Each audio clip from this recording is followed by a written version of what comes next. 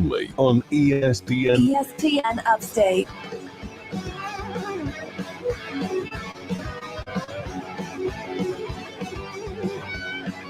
Yeah, baby. It's Friday.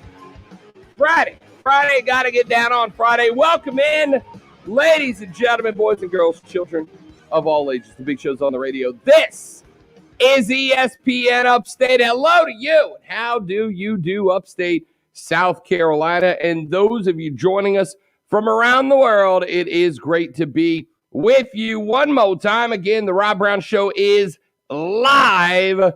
I am, of course, the aforementioned Rob Brown. The pleasure exclusively mine. Thanks for hanging out with us back in the network studio in his rightful throne, the alpha and the omega of sports talk radio, Colonel Grudge himself, the conductor of the Symphony of Sports Sounds, entering your ear holes for the next 3 hours. The great one, Lonzo, in charge of the show. What up, Zoe?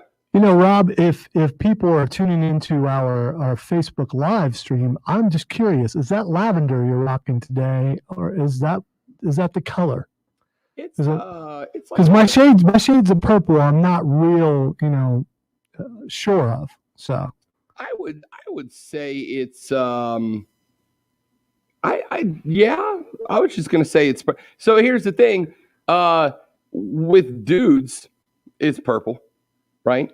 Yeah, because it's purple to me. By the way, the hat shirt combo is rocking. I can't see what the shirt says, but nothing. It's just a plain old hoodie. Well, there are people in our audience that are more knowledgeable than us when it comes to color who could probably look at the Facebook stream, ESPN Upstate, and tell us exactly what shade of purple Rob is wearing right now. Keegan has volunteered the information that it is, quote, emoji eggplant purple. I don't think it's that dark. It's not that dark of a purple. Nonetheless, I'm a dude. It's purple. When I bought the hoodie, I said, wow, that hoodie is purple, and I don't hate it. So that's how it goes. Now, I have been told that there are shades of purple, eggplant, magenta, royal purple, amongst many, many others. To me, Lonzo, because I am a dude who is an idiot, it's purple, and it will always be purple. I gotta say, the eggplant emoji is now showing up on the Facebook page, and it doesn't match. Well, I think that's about enough conversation about the color of my shirt. What do you say? Busy day on the radio broadcast today. Coming up in the very next segment, we are going to get into a discussion. It has been 1 year. 1 year. Yesterday was the day that the NBA shut it down in the middle of the evening. I remember it as if it was yesterday. The Pelicans were set to play the Kings. They were in the playoff hunt. The Kings had picked up momentum. The Pelicans were fighting for an 8 seed. I thought we were going to get there. And then right before the tip of that game, right before tip of the Jazz game, the NBA shut down. A year ago today, as a matter of fact, a year ago today, Lonzo, I was standing in the in a barbershop in downtown Greenville, and I had gone by to crash Mark Ryan's remote, and it was my first full week in Greenville. You're acting like I wasn't there. That's true. You were there. Were you? I thought you were running the board for that one, dude. Yes, I was absolutely there. You and I had there. Conversations. Courtney was sitting on the corner. Yep. I can remember all of that. Kristen was there. Yeah, it was my first time at V's Barbershop. That's right. Wonderful experience. That's right. Yeah. And during that time, as we discussed the pandemic, I mentioned something, and a doctor actually drove by to show me a graph about what would happen as things spread. He was absolutely correct, by the way. And it just shows you the power of people listening. They drop by. And so, yeah, I definitely remember that day. Not to interrupt this actual legitimate conversation, but JB Owens on the stream comment thread just said, quote, "He looks like Grimace." Wow, JB. Wow. Let me turn this for you. Grimace was the most lovable of all of the McDonald's characters. At least he didn't say he looked like Hamburger. He looks like Grimace. Wow. And then somebody else had just called me the Lavender Jelly Belly. Thanks, Torian. Appreciate that. That's how unwanted nicknames are born. Shut up, Lonzo. Nobody wants to hear it. All right. You know what? I was going to try to have a fun, nice little opening segment, but clearly being called Grimace and the Lavender Jelly Belly inside the stream thread, it's just going to be that kind of day. So let's get right into sports, Lonzo. Let's do lunch. This is a very nutritious lunch. All the food groups are represented. You guys are here. Scuttlebutt. What in the wide world of sports is going on here?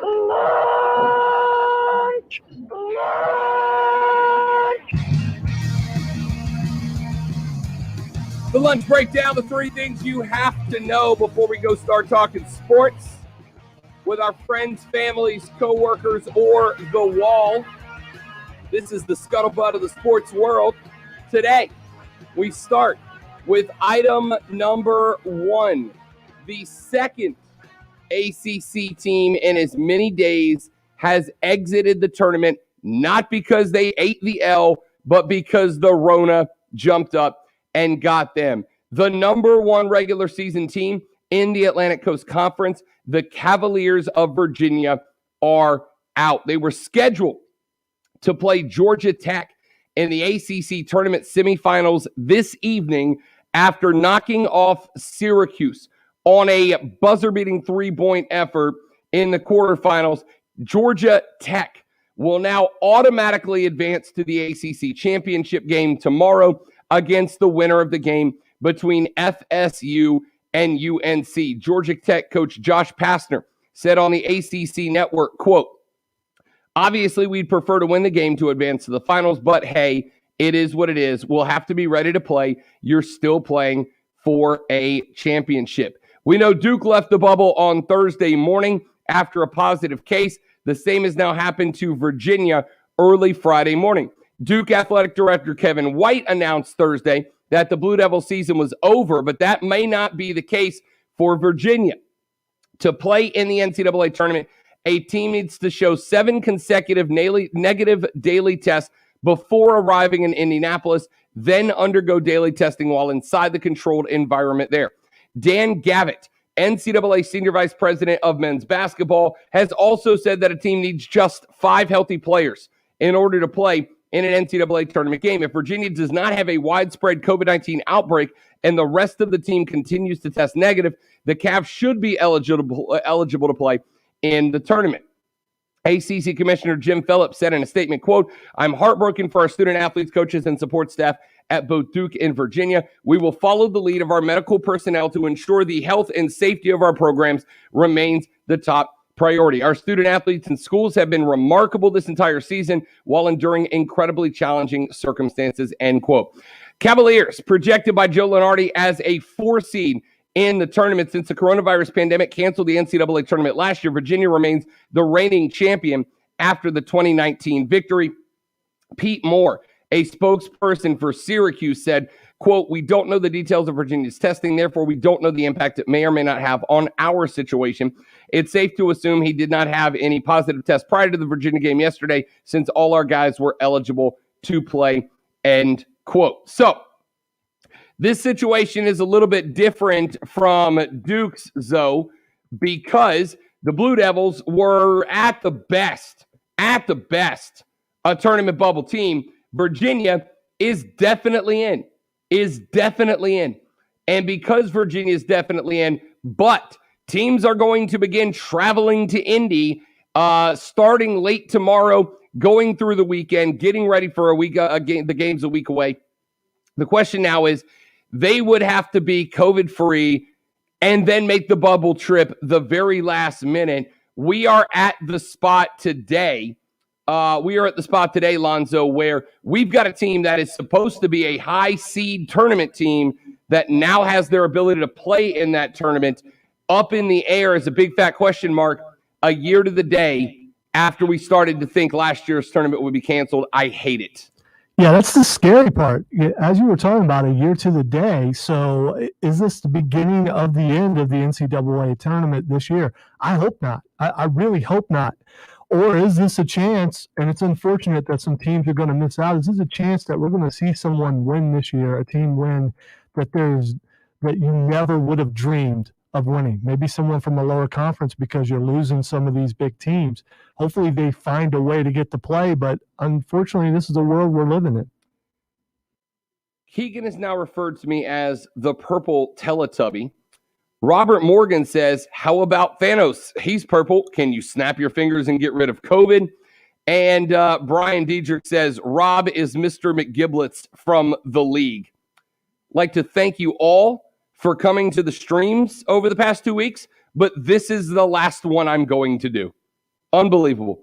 Unbelievable. I'm looking up Mr. McGiblets because I'm familiar with that character. JB Owen says the Rob Brown Facebook live feed comment session shows violence today. Yes, y'all decided to come. Jump in the stream. Let's all pile on Rob because he had the audacity to wear anything but black.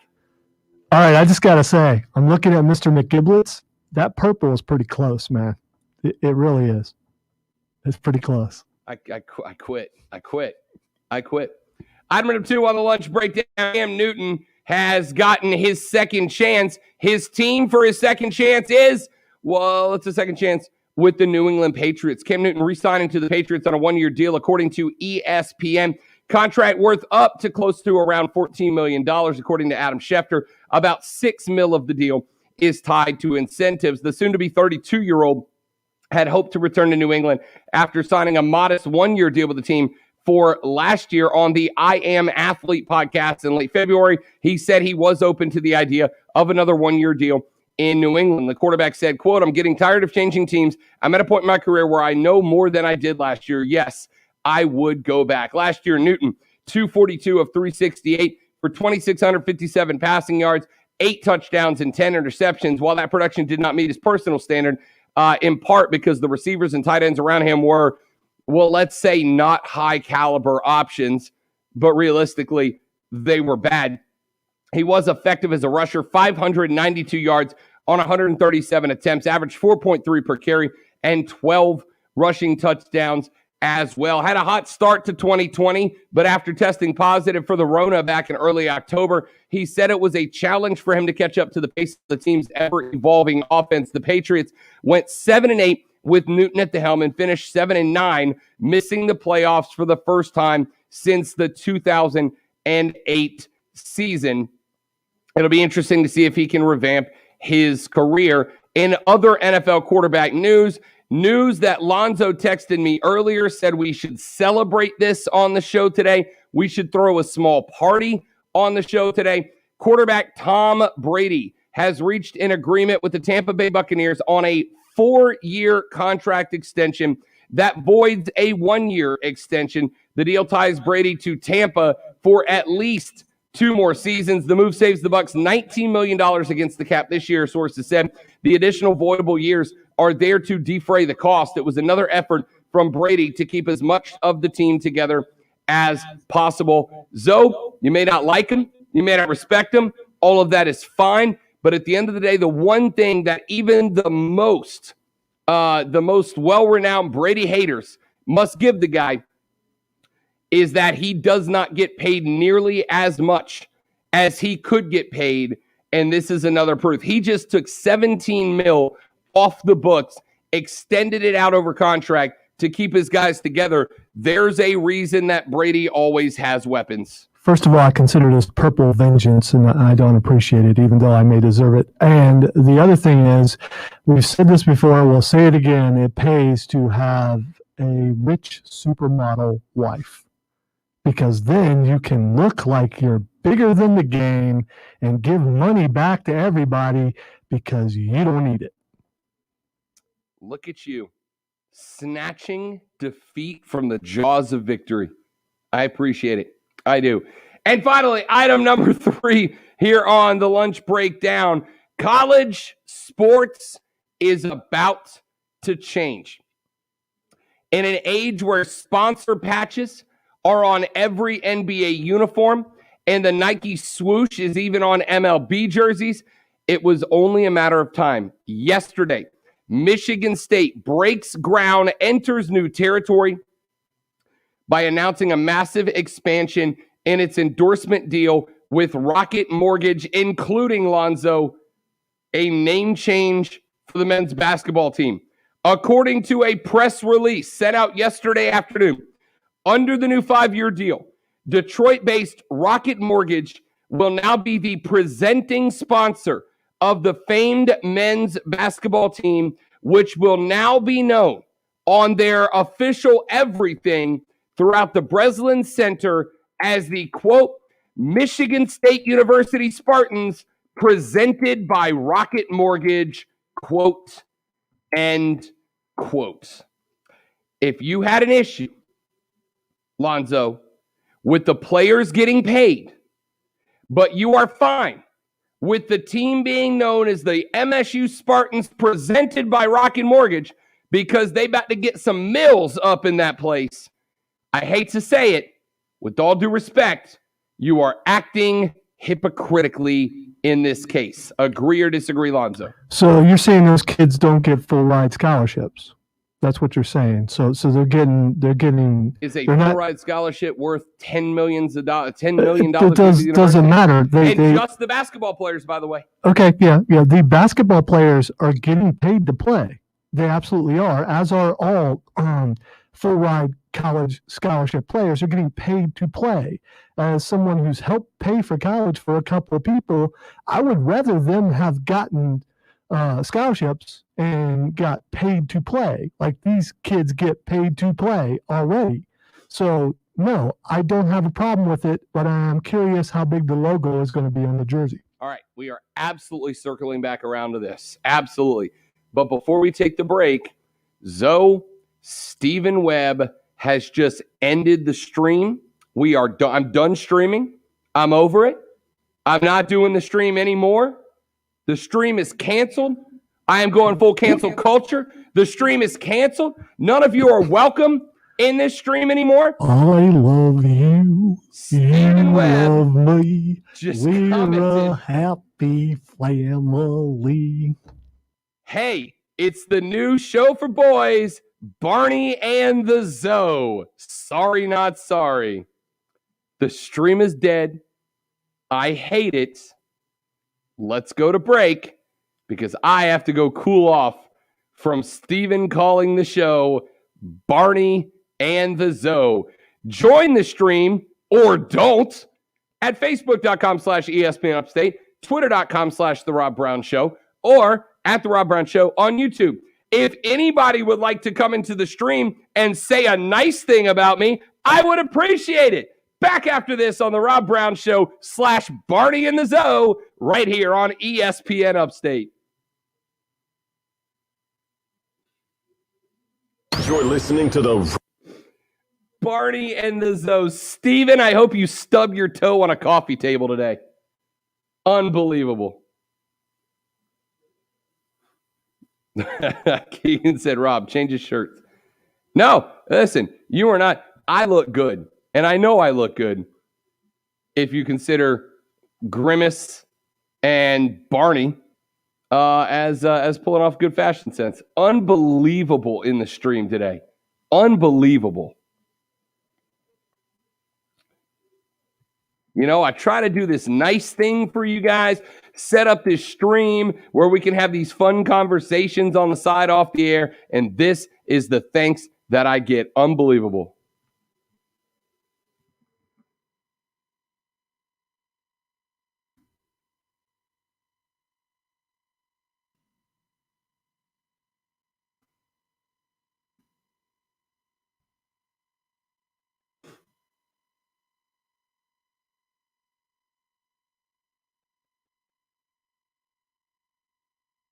Barney and the Zoe.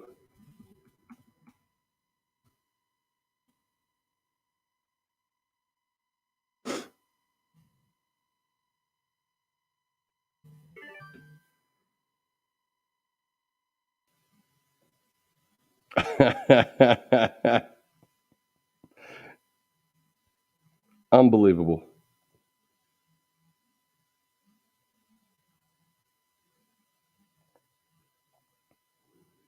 I don't even want to look at the thread anymore. I don't even want to look at the thread anymore.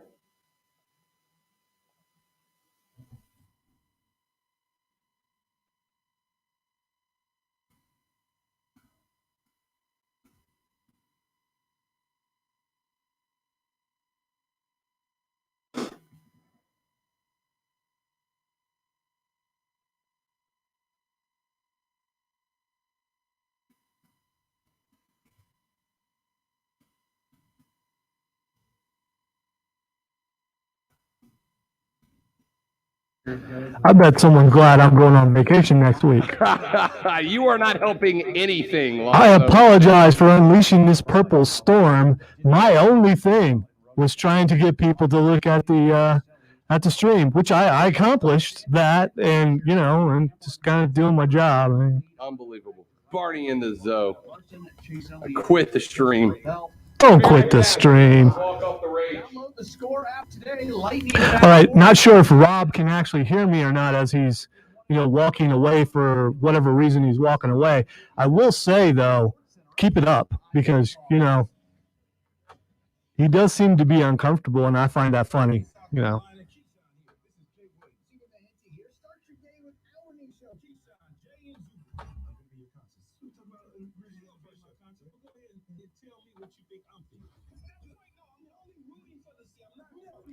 I can neither confirm nor deny that Rob is taking a walk to vent the purple anger that he's having to deal with right now by you, the listeners, and you should, be ashamed. Be ashamed. I love what Keegan is saying. Rob, change shirts. We'll see if he comes back. Next time we see him, well, he better come back, but next time we see him on the stream, will he be wearing a different color? I don't know. I don't think so. I think he'll be fine. He's back. I heard him. I heard him sniffle. I don't think it's because of purple tears. Perhaps he was out dancing in the purple rain. So what do you provide? Cookie cutter portfolios like the rest of us? No cookie cutter portfolios here. Fisher Investments. Sorry, I'm just listening to Prince in my mind, playing and singing Purple Rain. Purple Haze. Yeah, maybe that's what it is. Are you in a purple haze, Rob? I agree with Keegan, but I would do a bunch of purple songs, but I don't really have them at my fingertips right now. And it would require effort that I don't want to make this worse because Rob looks really, put out. And, we want to have a good final, show of the week. Yeah, it's a good thing people have been making fun of me to my face for my entire life, or else I would not be ready for this. See, now, people are on there wanting to see if you're actually going to change the shirt, but you're going to soldier through. My dear mother has suggested that I go put on. I have a plaid pink collared shirt. And she said, go change into the pink shirt and watch their heads explode. Which I said I would, except I don't have a hat that matches it. Well, there you go. You don't want to do that. No, if you saw the hat hair I was rocking today, man, it was gnarly. We don't need any fashion faux pas on your end. No. I take care of that every day. 30 seconds. Party in the Zoe. Golly.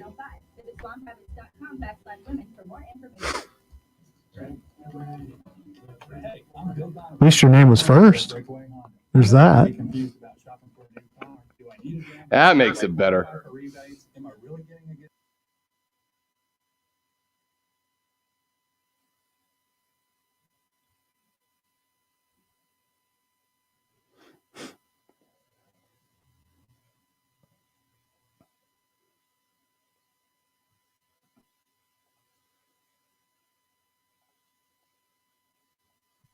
Downs, the ins and outs, real, unfiltered sports talk. It's the Rob Brown Show on ESPN Upstate.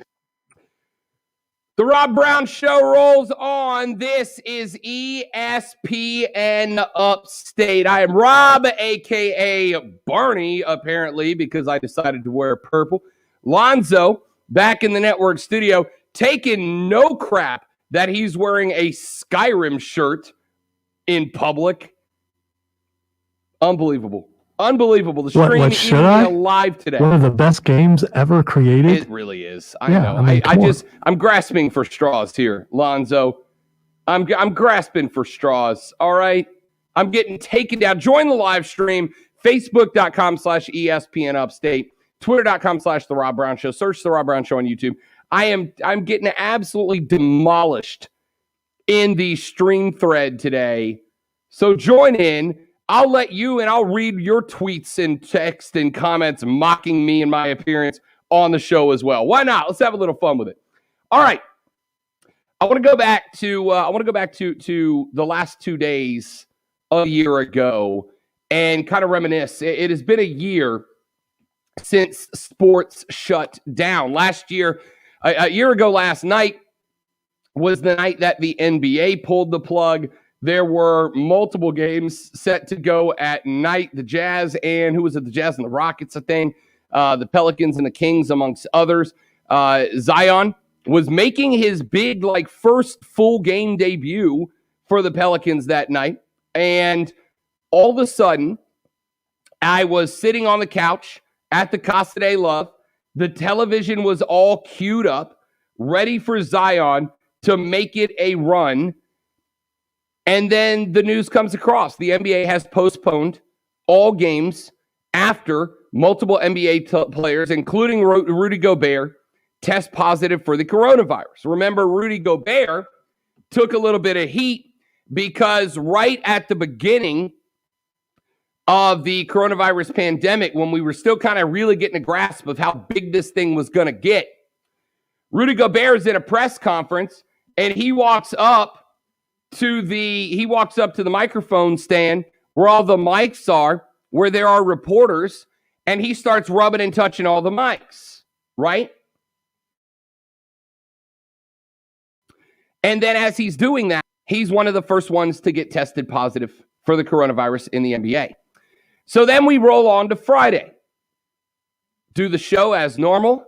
I head on over to V's Barbershop, downtown Greenville. Mark, Ryan, and Lonzo were doing offsides at the time from that shop. So I go over there to crash the remote, meet some folks. You know, I just got to the Upstate. I've been in the Upstate all of 5 days at that point. That Friday was my 5th show from live here in the Upstate. Get to V's, and we're standing there, and I'm actually in the process of getting a haircut, getting the beard trimmed up, and I'm sitting in the chair when it comes across that more sports are getting shut down. More sports are getting shut down.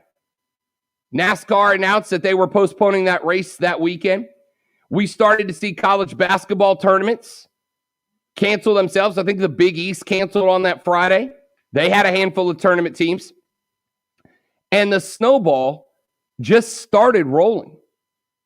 And it was a wild day, March 12th of 2020, because we saw that this thing is no joke. So, you know, we've talked about when it was, for each of us, it was a different trigger.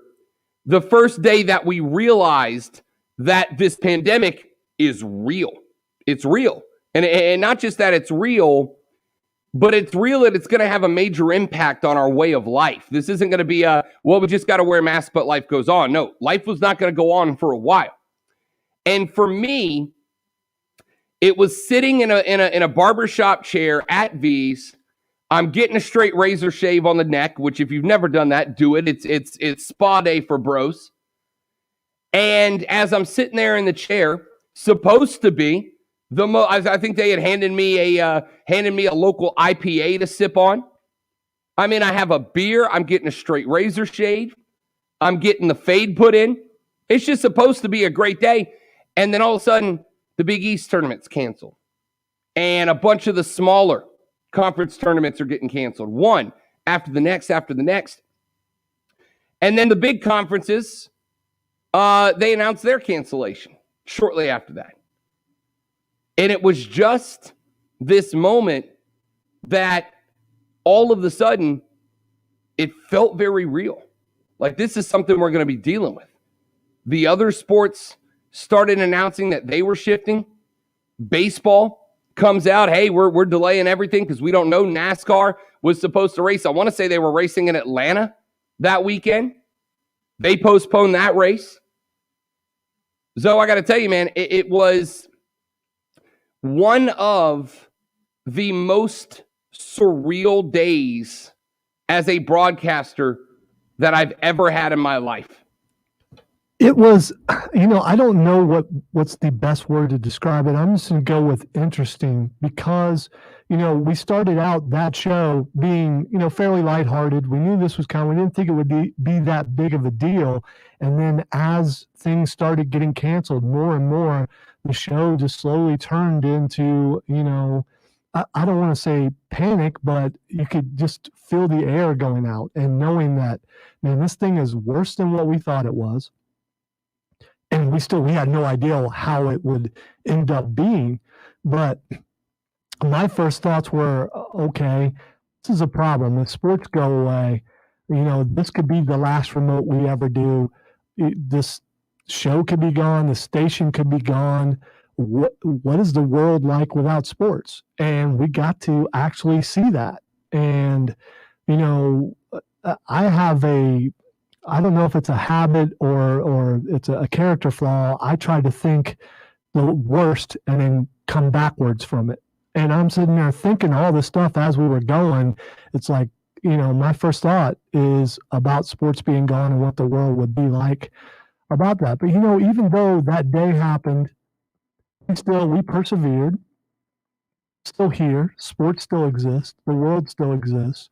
We are finding our way to get beyond this virus. But on that day, it's something none of us have ever experienced ever.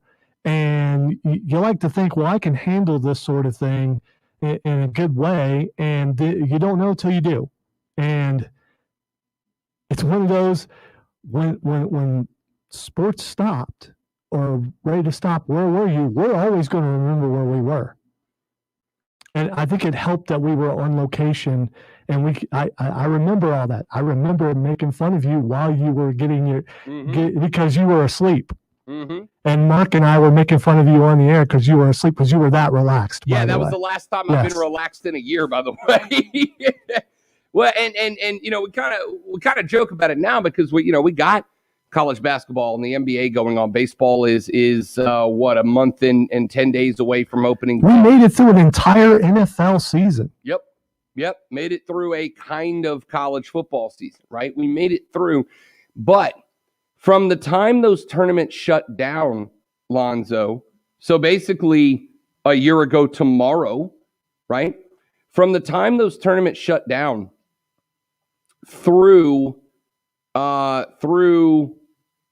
basically the start of football season, you, me, Diesel, Mark Ryan, Mark Hendricks, Steve, our big boss, I can't tell you how many conversations we had that basically were based around prepare yourselves, fellas, because if there's no sports, there's no sports talk.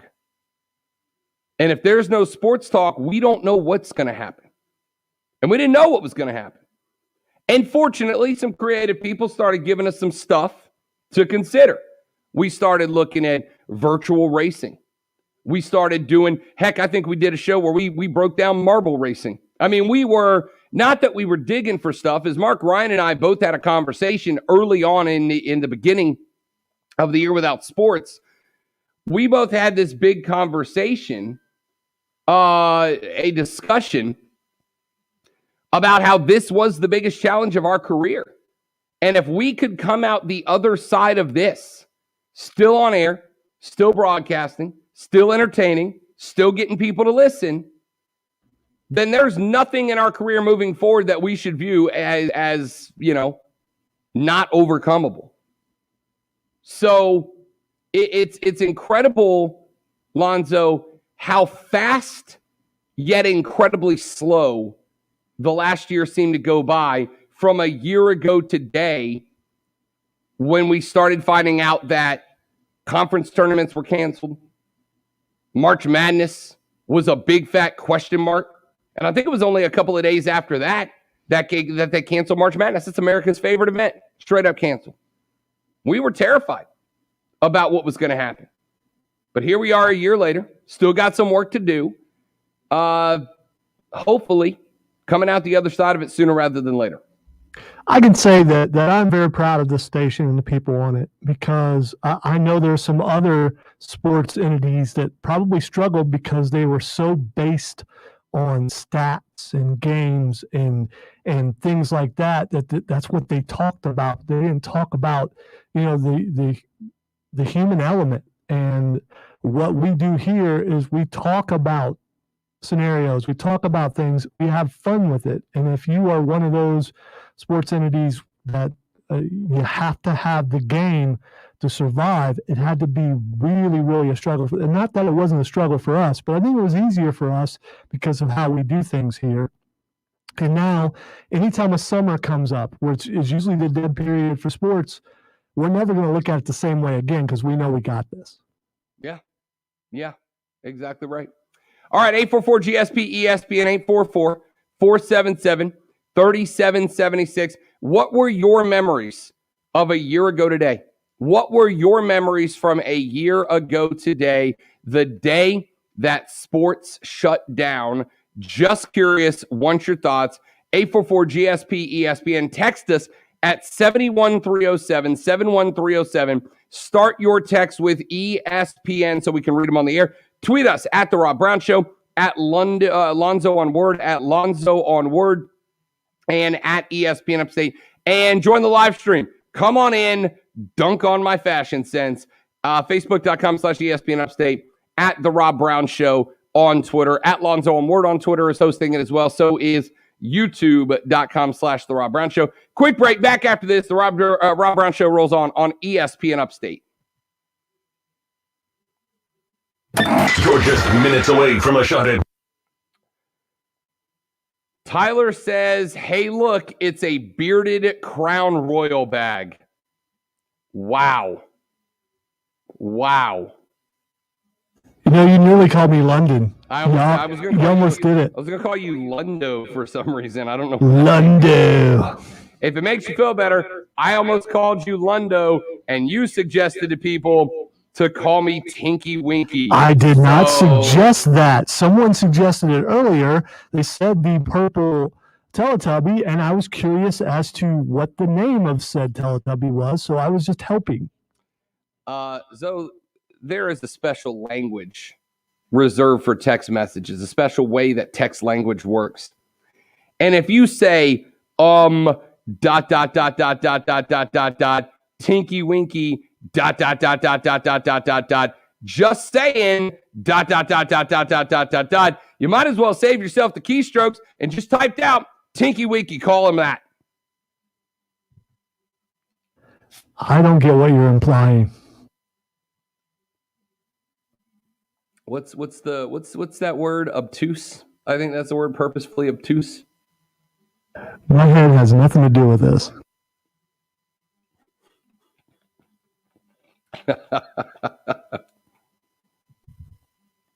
I'm terrified to go see what the text says. Just a whole lot of stick to sports, probably. No, surprisingly not. A couple of Barney texts, because obviously, got to have a couple of Barney texts.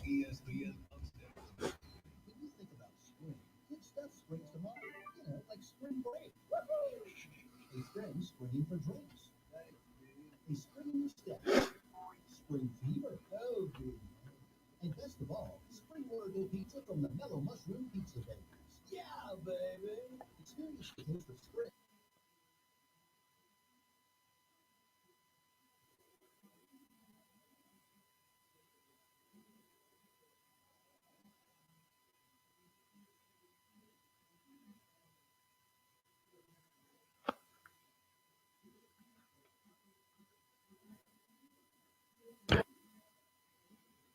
No, whatever you were going to say, just no to it. Yeah. Well, what I was going to say, And I got to get them to check this button because it's sticking.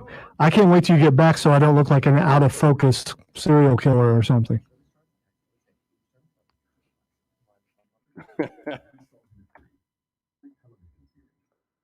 I look like the convenience store.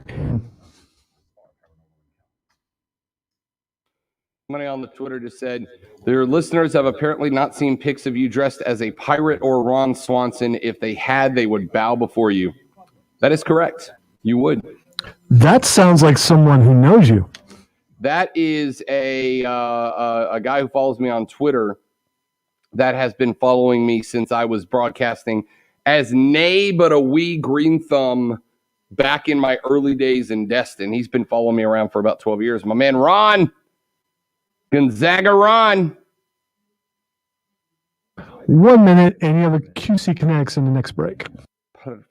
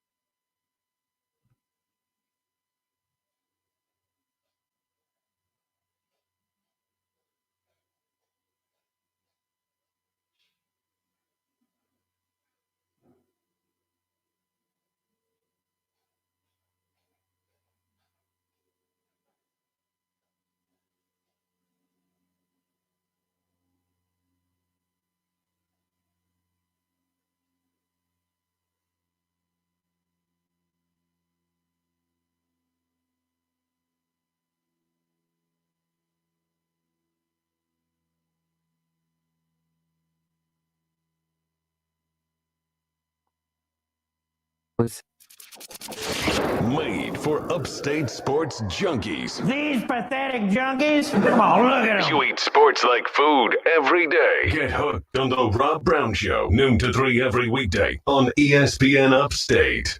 The Rob Brown Show rolls on. This is ESPN Upstate. Thanks for joining us here on the show. No thanks to you joining us in the stream. I've now been referred to as the Grape Ape. So that's cool, I guess. Fun. I don't like this game anymore.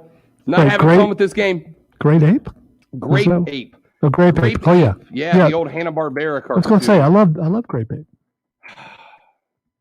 Unbelievable. I never understood how he didn't fall off of that car. I'm thinking of the wrong thing. No, you're right. You're right. You're right. It's Grape Ape. Used to run in a green jacket. It just goes against physics, man. Grape Ape. Lonzo has told the people in the stream to refer to me as Tinky Winky for some reason.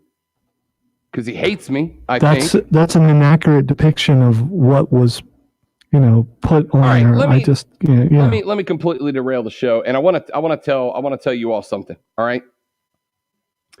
In a text message. ...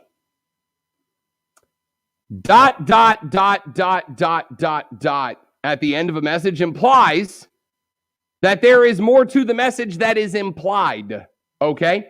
So, if I send a text message to, let's say, a young lady at 11 o'clock at night, and it says, "What are you doing?" ? That text means, "What are you doing?" But if I send a message that says, she texts us back, "Who dis?" That would be normal. But if I send the message, "What are you doing?" ... that is saying, because I have an idea, right? If you send a message that says, "You look great!" ... that message means you look great, enthusiastically. If you send a message that says, "You look great!" ...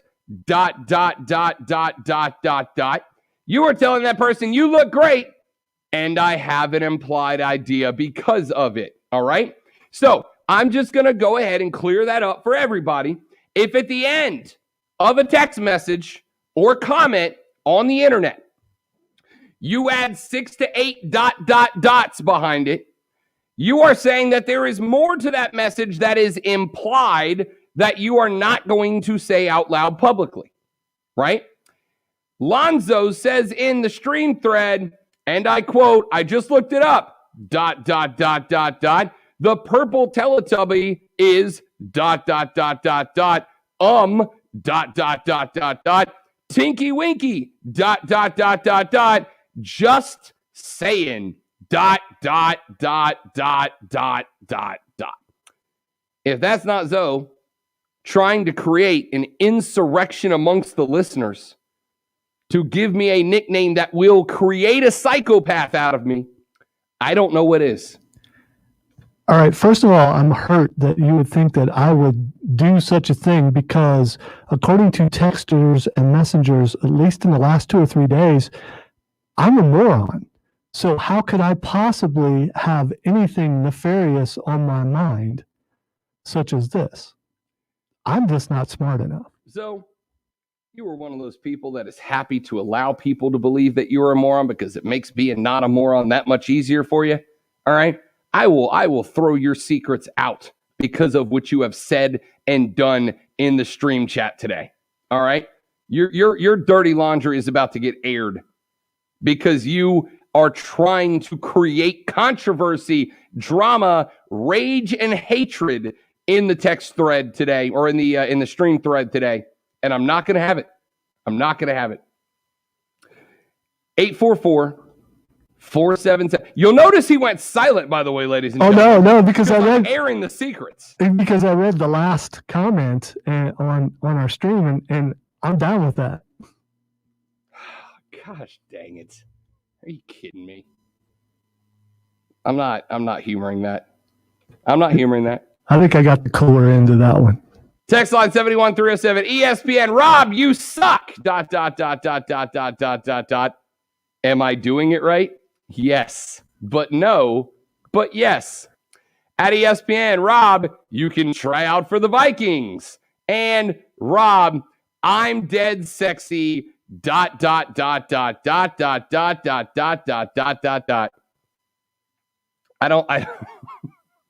I may not have fully properly explained the direction that the ... that goes in. ... is not like waving a pocket watch in front of somebody else and convincing them that what you said is true. I'm sexy. No, that's not how it works. It means there's more implied. Now, if you were implying that I would find you sexy, well, I don't know who you are, texter, so maybe not. But that's... Take me to break before I lose my job, please, Lonzo. 844-GSP-ESPN. Text us 71307. Start your text with ESPN.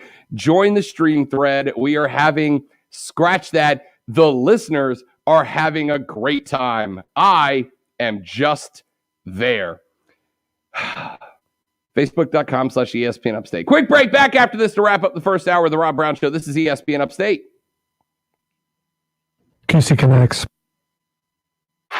You're listening to the Rob Brown Show. Listen on your computer and tablet at ESPNUpstate.com. If you are suffering from joint pain, whether it's in your lower back or your hips, your elbows, your shoulders, your neck, your toes, your fingers, it can be debilitating. It can be terrible to go, I got to move that box from over there to over there, and you have to mentally prepare yourself because you know it's going to hurt when you do it, and it's going to hurt for hours afterwards. Call QC Kinetics or go to their website at qckinetics.com, QCKINETIX.com. They are offering non-surgical regenerative therapy that you can get right now, right here in the Upstate. These therapies, which do not require you to be sliced, put under, cut up by a surgeon, they are natural. They take the body's naturally producing healing agents and they reinvigorate and reintroduce them as if you were younger. And they work. That's why professional athletes have flown around the world to receive the same treatment that you can now get right here in the Upstate of South Carolina. You want to learn more about how the science works? You should. Go to the website, QC Kinetics, QCKINETIX.com, and check it out. Or give them a call right now at 864-448-3772.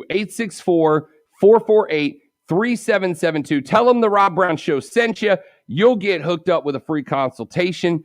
It is QC Kinetics right here in the upstate.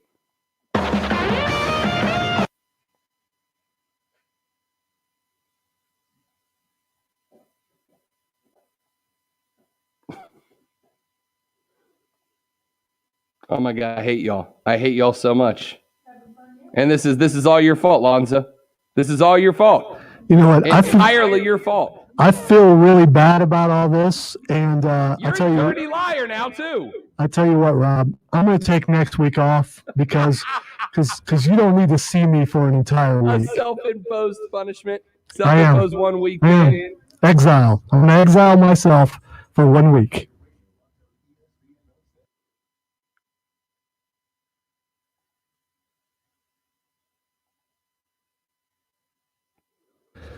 I do believe that vengeance is something that will come back upon me. Maybe before the show is over, maybe a month from now, and I will deserve said vengeance. But I am enjoying this day, and I probably should not. It shall be swift and thorough, man.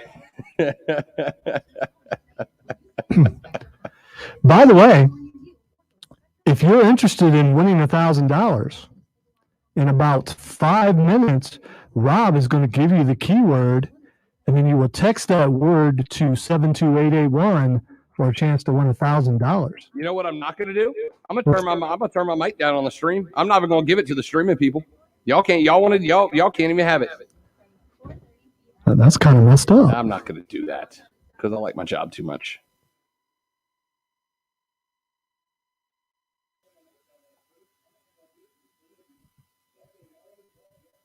You know, that last message probably shouldn't be as funny as it is, but it's pretty funny. Lonzo, none of this should be as funny as it is to you. None of it. Not a bit of it. You're right. But it is. I should feel guilty.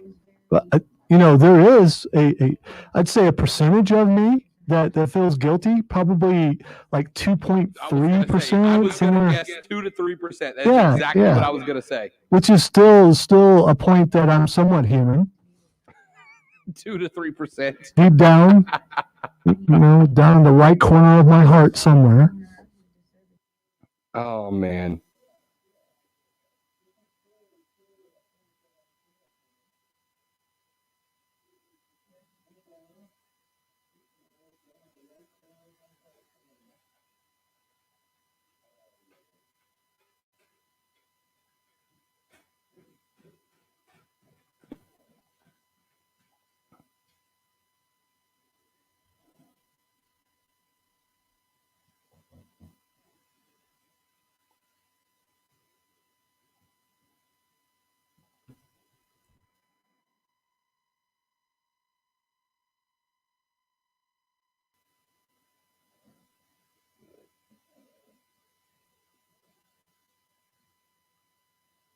One minute. At least my dog appreciates me.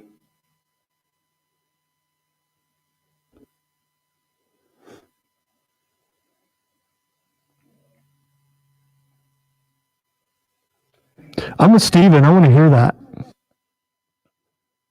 I couldn't even remember what Grape Ape. I don't think I've seen Grape Ape since I was a kid.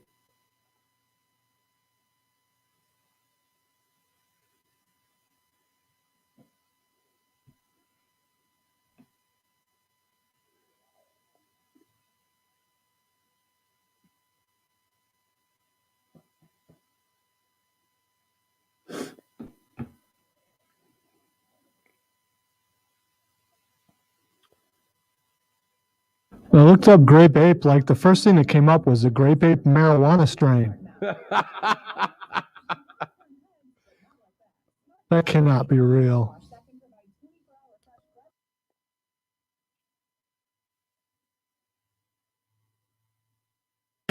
He's not messing around. Real, unfiltered sports talk on the Rob Brown Show, ESPN Upstate. Text line 71307 ESPN. I thought it was only 3 dots. Oh, no. The more dots there are, the more heavily implied the message they didn't send was, all right? So if there's like 5 dots, yeah, think about the word hey, right? If you say hey, it's hey. But if you put 3 Y's behind it, then it's like hey, and it's like hey to a friend. But if you put like 5 or 6 Y's behind it, like hey, it turns into hey. And you know what that means. Same with the ... dots on the back of a text message. I'm helping you educate yourself, Upstate. I'm helping you educate yourself. The grape ape comparisons go on in the stream. Lonzo looked up grape ape, and the first thing he found was a strain of the marijuana named grape ape and said, I can't believe that's real. Looper writes in and says, oh, it's real. This show is, I'm glad it's Friday, Lonzo, because I have Mark Richt completely lost control of this program at this point. Just completely lost control of this show. Coming up in the next hour of the show, actual sports stuff. Joel Embiid has replaced LeBron James at the top of the NBA's MVP race. Team USA Hoops has released its initial Olympics roster pool, and Zion is on it. But before we get there, here's your chance to win $1,000 in the $1,000 cash stash on ESPN Upstate. Your keyword for this hour is travel. Travel. TRAVEL. Travel. Text that keyword to 72881. 72881 for your chance to win $1,000. The Cash Stash on ESPN Upstate presented by BetQL. Let BetQL's proven data and analytics help you become a better.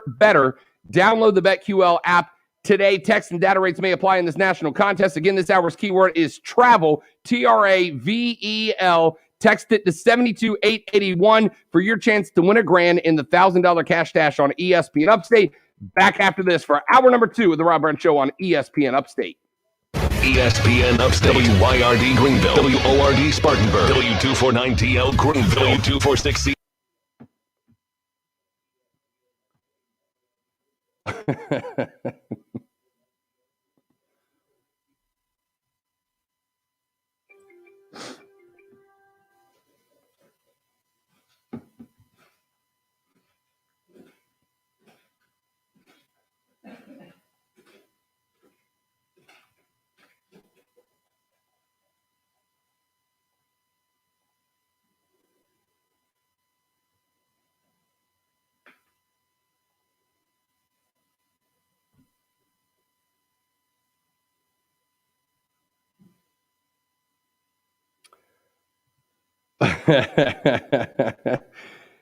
Rob, who died and left you the official texting king and rule maker of nonverbal communication? Look, you don't have to play by the rules that I am telling you.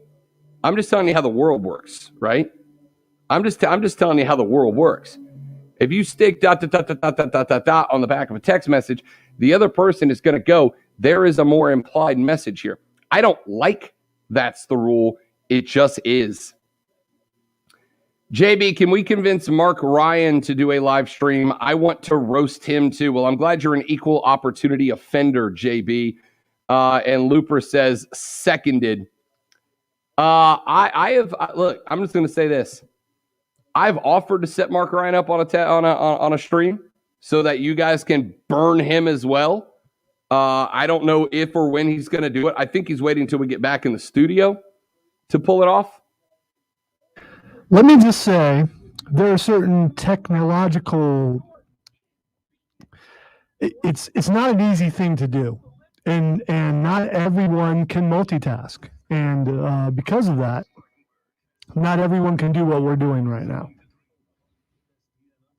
Then I'm just going to leave it at that. Yeah. 30 seconds. Because not only am I hosting the show, not only am I hosting the stream, but I'm the one that produces out the stream. So all the banner changes and tickers and all that, I put all that in as well. And the only reason all that happens, Lonzo, is because I am incredibly talented. Yes, you are, without a doubt. You're just trying to make up for all the purple jokes. See, I don't care. I mean, what advantage do I get out of it?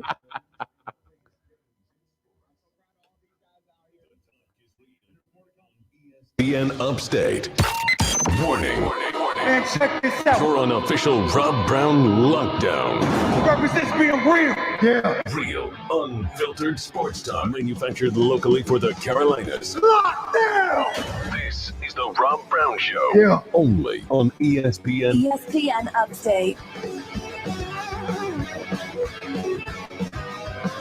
The Rob Brown Show rolls on. This is ESPN Upstate. Our numero dos is right here on the big stick, 97.7 FM Greenville, 97.1 FM Spartanburg, all around the world on the radio.com app. Put it on all of your digital devices. And don't miss a minute of our local shows. The Rob Brown Show with me and Lonzo, Offsides with Mark Ryan and Diesel. Those shows can be listened to live on the radio.com app, or go to our website, espnupstate.com, espnupstate.com, espnupstate.com. You can, from that website, click right up on the top on the podcast section, and you can download every hour, all 7 hours of the Rob Brown Show and Offsides, and listen to them on demand. So if you miss a second of broadcasting, but you want to catch up around dinner time, no worries. Just because the Rob Brown Show is over for the day does not mean that it's over for the day. Go to the podcast section, click on said podcast, and you can listen to it hour by hour on demand. Check it out at espnupstate.com. And, of course, join our live stream at facebook.com/ESPNUpstate, twitter.com/The Rob Brown Show. Search The Rob Brown Show on YouTube. Those destinations all host the stream every single day. Join the stream. Come on in. Make fun of me for deciding to wear a purple hoodie, and let's have some fun. So join the stream. We stream the show every single day so that you can go behind the scenes, chat with Lonzo and I during the breaks, etc., etc., etc. Quick check-in on men's basketball. We talked to you earlier in the first hour about the fact that Virginia is out. A coronavirus case within the Cavaliers program has sent the Who's packing. They are now out of the ACC tournament. They were scheduled to take on Georgia Tech later on this afternoon in the ACC Tournament semifinals, with an opportunity to move on to the finals right there ahead of them. But because of a positive coronavirus case, Virginia has been sent back home, eliminated from the ACC Tournament. Georgia Tech gets a fourth-round bye and will move on to the ACC Tournament Finals, where they will take on the winner of tonight's game. Florida State University taking on the University of North Carolina. FSU, the better team record-wise throughout the regular season, but have floundered dramatically down the stretch. The Tar Heels, on the other hand, have looked better, but far from perfect. Remember, it was but a week ago, a week and a half ago or so, that Carolina had an empty game on the schedule, and they invited a, let's say, decent 11-12 Marquette Golden Eagles team to come face off with them in Chapel Hill. And they ate the L in an ugly way, 83-70. Well, then they turned around and they thoroughly dominated number 11 FSU, 78-70, in a game that, frankly, wasn't that close. And you thought, the Tar Heels have got it rolling. Not so fast, my friend, as the great Lee Corso would say. Just a few days later, they head on up to Syracuse, New York, to take on the Orange, and they somehow lose that game, 72-70. Then they turn around, they get a dub over Duke, and they hit the ACC tournament, having gone 2-2 in their final 4 games. But in the tournament, this team has looked good. They go up against Notre Dame in the opening round, and all they do is dump a hundo on the same Irish team that knocked off Florida State just a couple of days before that, 59, including, I think, a 42-7 run. 42-7 run inside of that game. Then they go up against Vatek last night, a team ranked ahead of them, a team a lot of folks thought was a dark horse coming out of the bottom half of the ACC bracket. All they did was smoke them by 8 as well, 81-73 in a game that, it was close until midway through the second half before Carolina put the foot down on the accelerator and ran away from the Hokies. Now, tonight, 9:30, we got a tip between FSU and the Tar Heels of North Carolina. Come on and raise up. Really interested in this game tonight in the ACC for a couple of reasons. Number one, we get to see what FSU team shows up. If it is the FSU team that was playing in the early half of the season, if it is the FSU team that had Virginia come to town just a handful of weeks ago and absolutely smoked them in Tallahassee, then the Noles got a good chance not only to move on, but to win the ACC tournament crown that they were denied last year because of the Rona. However, if the Tar Heels that knocked off FSU just a couple of weeks ago, that dumped a hundo on Notre Dame just a couple of nights ago, if that team shows up with momentum, and if the bad FSU shows up, Carolina will be moving on to the ACC Tournament Finals. Georgia Tech awaits the winner of this game, courtesy of a nice little touch of the Rona inside of the Virginia Cavaliers basketball program. The ACC Tournament is a whirlwind right now, and the most interesting aspect and the biggest question we get to ask now, Lonzo, is about the Virginia Cavaliers. Lunardi's got them as a 4 seed. I've seen a couple of brackets with them as a 3, couple with them as a 5, but nobody really outside of those 3 seeds, which means they're going to have a pretty solid run to the Sweet 16 when it's all said and done. Problem is, NCAA rules state that they have to have 7 consecutive days of clean testing before they can make the trip to Indy. Well, the tournament starts in 7 days. So I don't know how that works out. And it is going to be, it's already, I may be dramatic here. It already sucks enough that the ACC tournament is having these issues, right? Because no matter who wins, whether it's Tech, Carolina, or FSU, people are going to say, well, Virginia wasn't there. Virginia wasn't in. They might have beat them. Duke got bounced. Duke was playing good basketball coming in, etc. I don't want the NCAA tournament to have that same fate, Lonzo. And if we got teams like Virginia that can't show up and play, unfortunately, it puts a little bit of a smudge on the first tournament back after the pandemic. You know, it does. But, you know, one thing is we've seen rules be changed just to make sure that certain teams make it into certain, you know, tournaments or whatever. Look at Ohio State and how rules were changed as far as the Big Ten went. So maybe those rules are changed. Maybe it goes to 6 days. Maybe it goes to 5 days in order to accommodate them and get them in the tournament. It is a possibility. And would you be at all surprised if something like that happened? I don't know how you can do that with a big tournament, right? I mean, look, you can shift things around. You can shift things around as far as even smaller tournaments, conference tournaments, etc. But you can't. I don't think you can push the whole March Madness tournament with all the technical aspects of it back a day or two to give 2 or 3 teams time to get in, right? I'm not talking about pushing the tournament back. I'm talking about changing the restrictions. Maybe shifting it from like 7 days down to 5 or something. Right. Suddenly changing the restrictions till they actually would have enough time. If you move it back to 5, then that gives them a better chance of putting them in the tournament. Because I think before Sunday, how many more teams could be out because of this? And I know they have to factor that in, but what kind of reshuffling would happen if there are certain big name teams that they thought were going to be there and won't be there?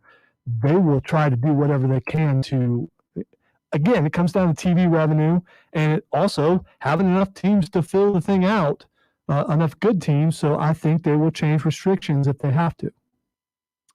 Yeah, and look, we've talked about how teams have had to kind of play around with reality to make it happen. Teams have had to adjust in season, postseason, etc. Now I wonder if the NCAA will do the same, especially if you're going to get to a point. I mean, you're talking about not just teams. You're talking about Duke. Now, I don't think Duke was getting in. I think if Duke would have been able to win through, and I think Duke making it to the ACC Tournament Finals might have given them enough firepower for an at-large bid. Winning it certainly would have given them, obviously, the ACC auto bid, and that would have been huge. But Duke bounced because of the Rona. Virginia, question mark as if to the ACC's regular season champs are going to be able to play. Not because they wouldn't get a bid, but because they don't know if they'll be allowed to travel and make it, which is wildly disappointing. I don't know. I think they're going to have to make adjustments. And look, Zoe, we know this tournament's going to have to make adjustments on the fly, just like every other sporting event of the past year. We saw the NFL have to make adjustments as they went. We saw college football having to make adjustments. We saw, heck, in college football, we saw teams like BYU and Coastal Carolina create a game on 3 days' notice? I think Wednesday, BYU and Coastal Carolina hooked up about a game. BYU agreed on Thursday to travel over to the other side of the Palmetto State to play Coastal Carolina. We saw teams, Clemson was in Tallahassee when Florida State ended up having an outbreak of the coronavirus in their program. Clemson had to just turn around and come back without having played a game. These adjustments are going to have to, and they're going to have to keep continuing happening until we get the vaccination levels to where we're at herd immunity and we can go back to normal or probably figure out what the new normal is going to be moving forward. But it's going to be a fluid situation, much like we talked about earlier this week when Ohio State had to shut down their spring training, their spring practice in football because of a virus outbreak. Zoe, the reality is every situation is fluid right now, including March Madness, including baseball's opening day, including spring. It's all fluid, and that's just something we have to get used to. Question is, will the powers that be, Lonzo, be able to be fluid with the biggest moneymaker in college athletics? If, and I believe it will happen, if the tournament makes it all the way through to crown a champion, will an asterisk be put beside the champion's name if several teams have to bow out because of COVID? Yeah. I don't know if everything's going to change, how it's going to change. Imagine if you are a team and you just lucky or unlucky, however it works, and you end up getting a bye like 2 or 3 times and just move through and never play a game until you make it to the Final Four or something. That's a scenario that could happen unless an amount of teams have this happen and they have to reshuffle the entire thing. Would they reshuffle in the middle? Because it doesn't look like they will. There's already been buys in other tournaments. It could very well happen where a team could make it to the Final Four or beyond without ever playing a game. Yeah. I mean, hey, we got Georgia Tech in the ACC Finals tomorrow without having played a semifinal game. We got, Duke had to no contest FSU. FSU got to go straight to the semifinals without having played a game at all in the tournaments because they got the first and second round buys. But they didn't have to play a game. They're in the semifinals already. I mean, that might be a reality in the big tournament, right? Everything's taking place in Indy. All these teams are going to be around each other, separated as much as possible. But it is a legitimate reality. Let's take a real quick look. Got a lot of tournament games going on right now. Out in the Big Ten quarterfinal, number 4, Michigan, is on top of Maryland with 6:10 left to play in the game. But it's only a 6-point difference right now, 65-59. Michigan outscored Maryland just by a deuce in the first half. This is a very good game. And far from over. If you're not watching this one, you might want to tune in. One with a little less interest, Lonzo. I don't know if you've been paying attention, ladies and gentlemen. I don't know if you've been paying attention. But I told you preseason that I had a dark horse team for you to put a little dinero on, all right? Your boy, Rob Brown, put $2, just $2, Lonzo, on a college basketball team preseason to make the Final Four. And I put $2 down at 8,000 to 1 odds, all right? 8,000 to 1 odds, which means there's some pretty good change coming in. And we're still a ways out. We're still a ways out.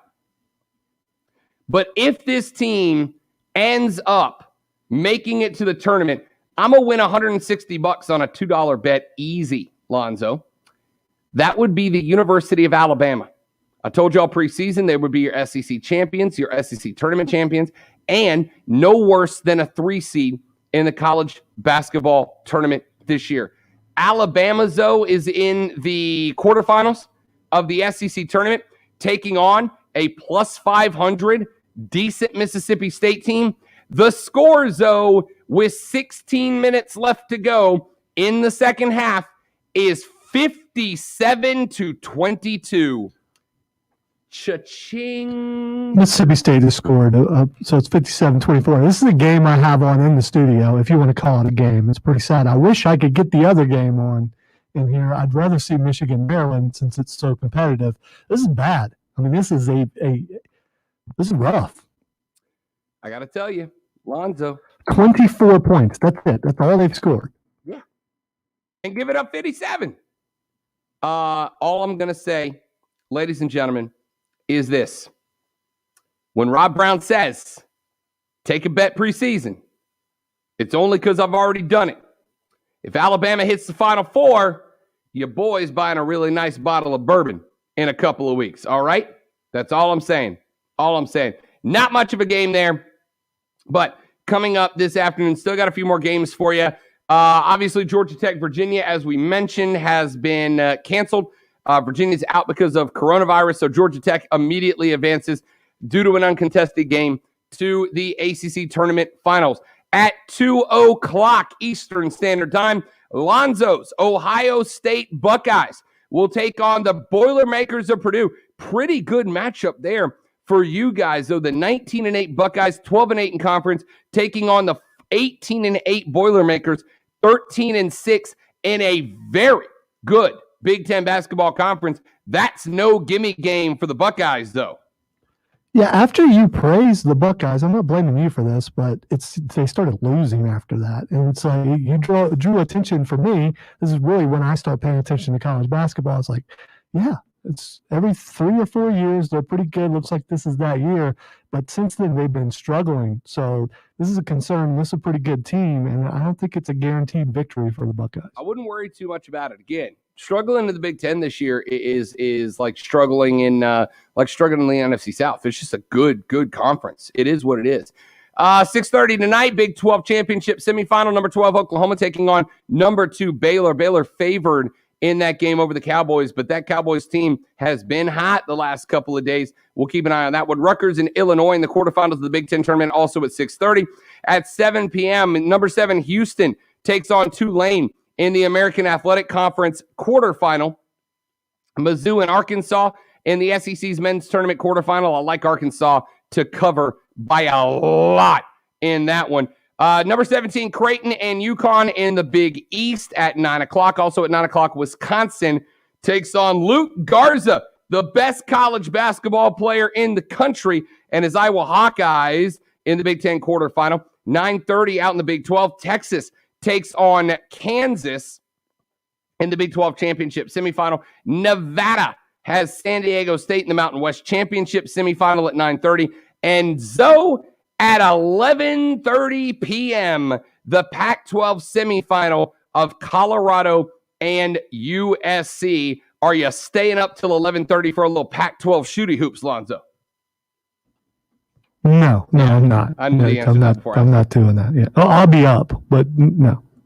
And at 8:30, North Carolina and FSU in the ACC Tournament semifinal. Winner goes on to take on Georgia Tech in the ACC Championship. Quick break. We're back after this. The Rob Brown Show rolls on. It's Rob. It's Lonzo. It's you. This is ESPN Upstate.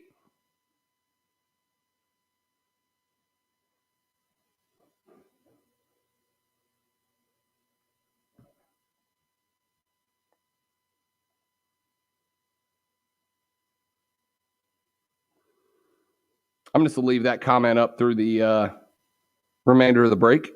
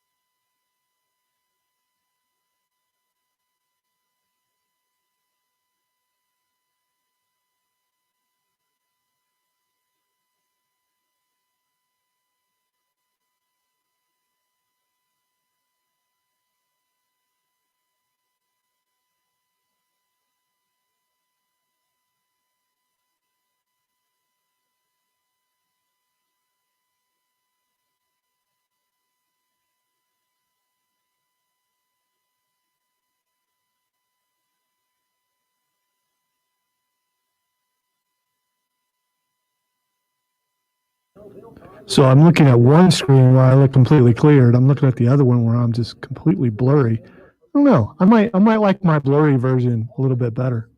The censored version. Yeah. Although it just looks like, which is probably what it is, a big blob. It's probably what I really look like. It's fine. I'm enjoying the hair for, because it won't be this long next time you see me. I haven't decided how much that I'm taking off this time. But every time I get my haircut and I say how much, they're always like, "Are you sure?" Like it's a big decision. So we're going 6 to 8 inches probably, and At first, I thought Lonzo was censoring his face. Nope, he's just that blurry in real life. He's like Bigfoot. Every time you get a picture of him, super blurry. Yeah, it's a defense mechanism. So I'm not really from this dimension.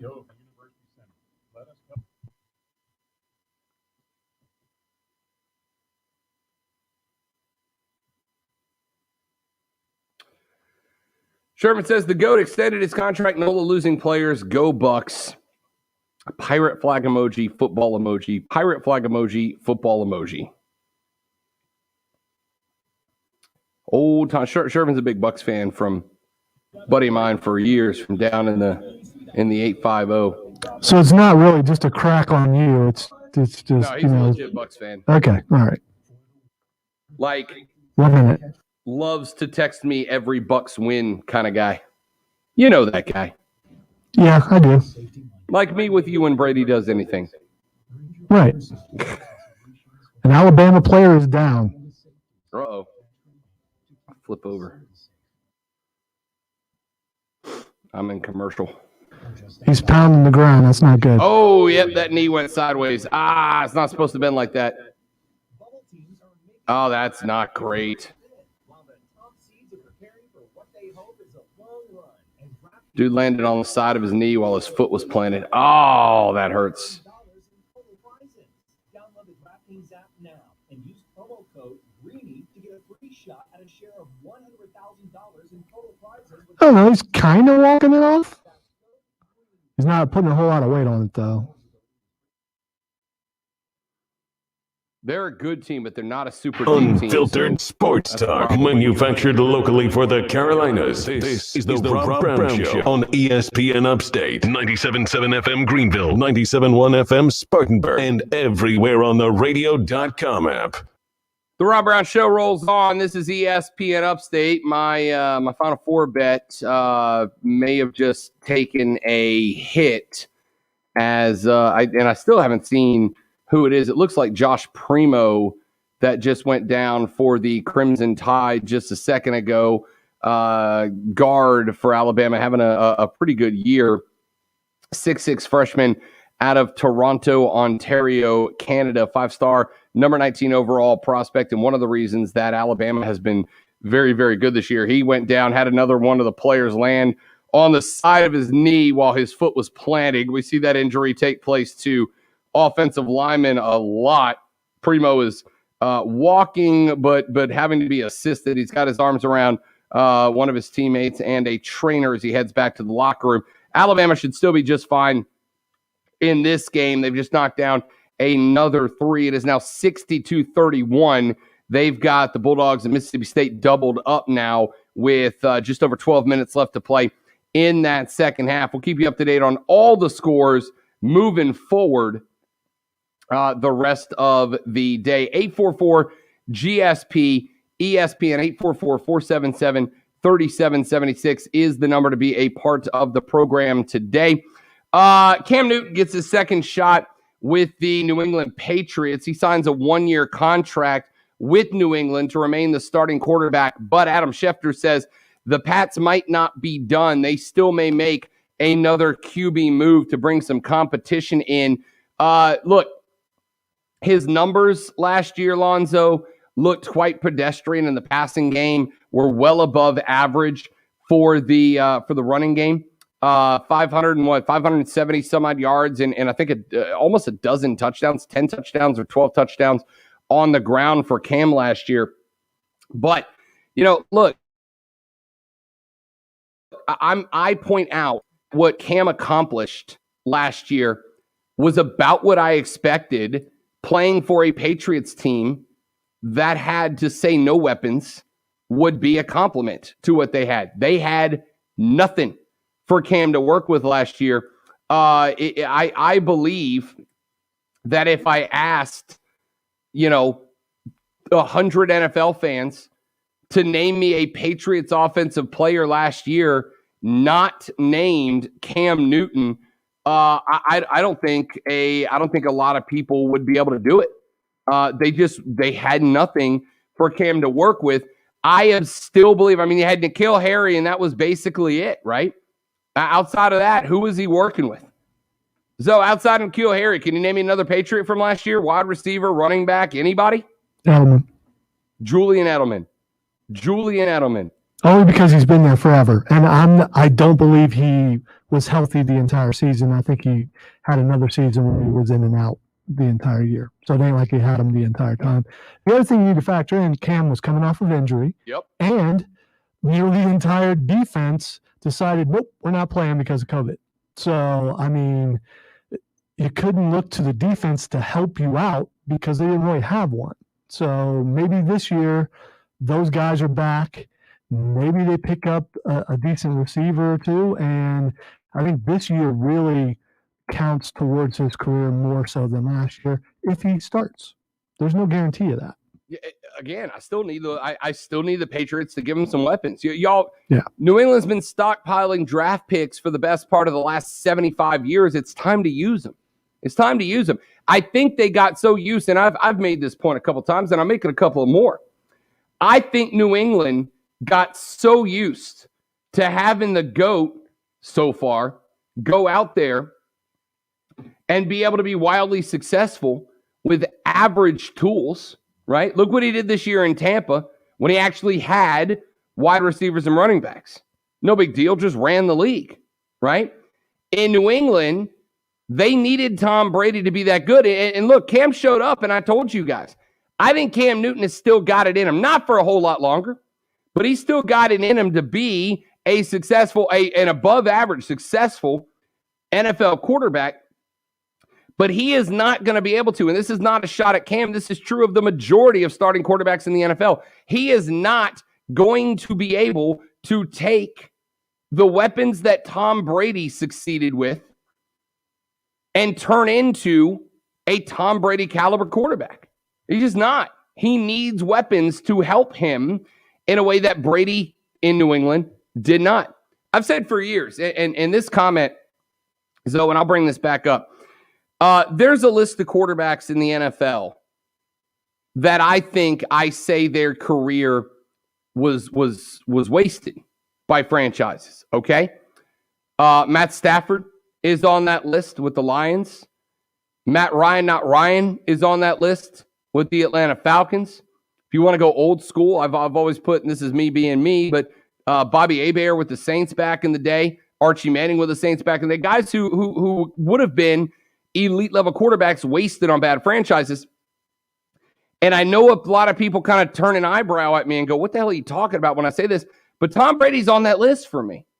I think Brady would have had 3 or 4 more Super Bowls if the Patriots actually gave him offensive weapons to work with. They took all the money that he was willing to take, as Zoe says, because he has a billionaire wife, and they put it into the defense, which helped the defense carry them to some Super Bowls.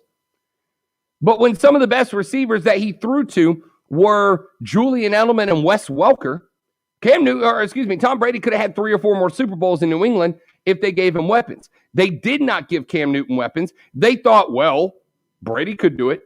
Why can't Cam do it? Pardon me. Cam Newton can be a successful quarterback. And to tell you the truth, I kind of wish Cam Newton would have signed somewhere else. I really do. I wish he would have signed elsewhere. There was a part of me that kind of thought, all right, you got Michael Thomas up until a couple of days ago. You had Emmanuel Sanders. You got Alvin Kamara. I'd have taken Cam down in New Orleans if Jameis Winston decides not to re-sign. Jameis Winston's still a free agent. There's no guarantee he re-signs with the Saints.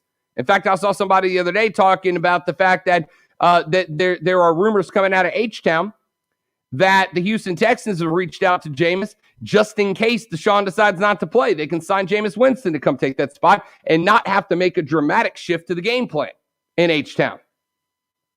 I'd take Cam Newton in New Orleans tomorrow. I would.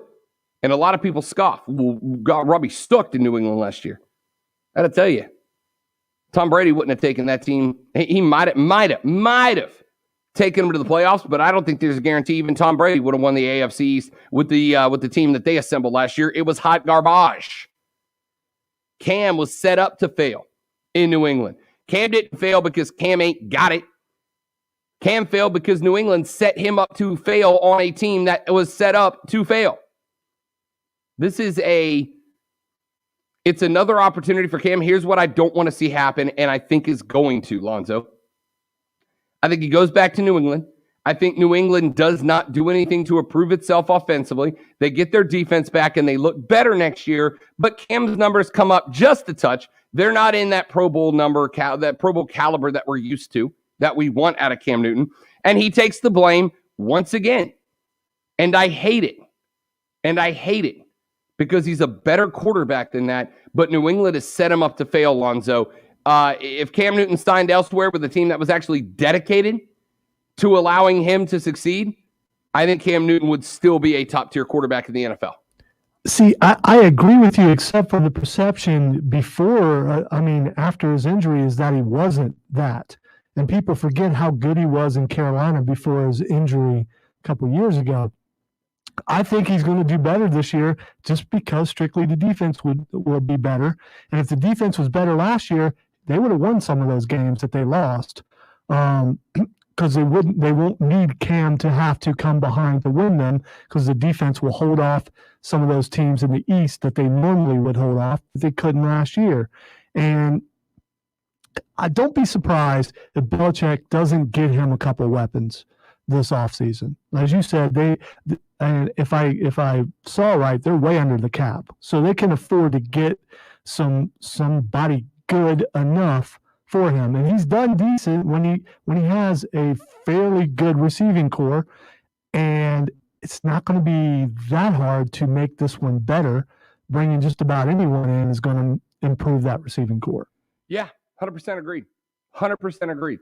It to me, it's ugly in the fact that, and by the way, real quick before I move on to that, keep in mind, you also had Cam get COVID last year and was out for a couple of weeks with it. And then he said a number of times, and some people have accused him of using this as an excuse, whether that's fair or not.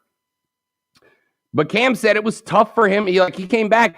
Zoe, you dealt with this. We talked about the COVID fog and how coming out of that health issue, some people's brain takes a little bit to get back full up to speed. Yeah, and that fog is very real. That was the thing that affected me the most. And I was working from home during my bout with COVID, and things that would take me, about a minute to do were taking me 5 to 10 minutes to do because I could not focus. And then because I knew that how to do what I was doing, and then I would look at it and go, why did I do it that way? And it just took a while. And even when I came back, if you remember, I still struggled the first couple of days it wasn't remembering how to do things, but everything seemed to be slow. And if you're a quarterback and things slow, not in the way that, quarterbacks talk about, hey, everything is slowed down and I can see everything, but slowed in a way where you seem to be one step behind, that's going to hurt you. And that's what it looked like to me as far as he goes. He looked like he was one step behind on just about everything. 844-477-3776, 844-GSP, ESPN. A couple of texts that have come in at ESPN. Rob, did you just say Wes Welker wasn't a weapon? No, I didn't say he wasn't a weapon. I said if Wes Welker was the best weapon that Tom Brady had, that makes it all that more impressive. And I think that's exactly the case. Wes Welker for a few years was the best weapon. And look, it's not a shot at Wes Welker. That guy came up with some incredible catches, some catches that other guys couldn't make. That was the guy that thereafter a bunch of people tried to emulate, and he's the prototype for that position. Sure. And there's still guys just like him because of him. Absolutely. I've jokingly in the past called it the SWG spot, right? You got your X receiver, your Y receiver, your Z receiver, and your SWG receiver, the short white guy receiver. Because Wes Welker made that a tool, and Tom Brady took full advantage of it. And we even saw, Wes Welker went to play with Peyton Manning in Denver for a year, if I recall correctly, because Peyton Manning looked and went, oh, I could use that. That's a tool. Absolutely. But did he have a blazer on the outside to stretch the field down? Not really. Did he have a big, tall receiver that he could utilize as a post runner in the end zone and the red zone? Not really. He had Randy Moss for a year. He had Deion Branch earlier in his career. Outside of that, who am I missing? Right? Cam Newton can't, and that's not a shot at Cam Newton. Most quarterbacks can't succeed with the weapons that Tom Brady made look like Pro Bowlers for years. Was it a shot at Wes Welker? Just a reality about the situation that Cam finds himself in. 844-GSP, ESPN, quick break. Back after this on the Rob Brown Show. Rob Lonzo, this is ESPN Upstate. You're ready? Get that texting finger limbered up. You could win free cash at the top of the hour, but you've got to listen for the keyword. It's the $1,000 cash stash on ESPN Upstate.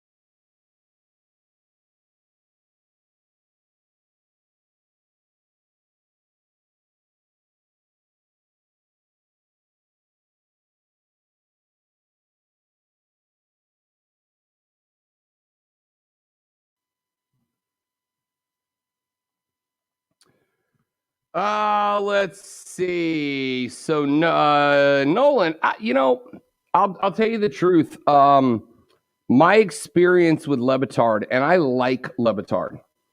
My experience with Le Batard was basically limited to the time that we carried Le Batard here on ESPN Upstate.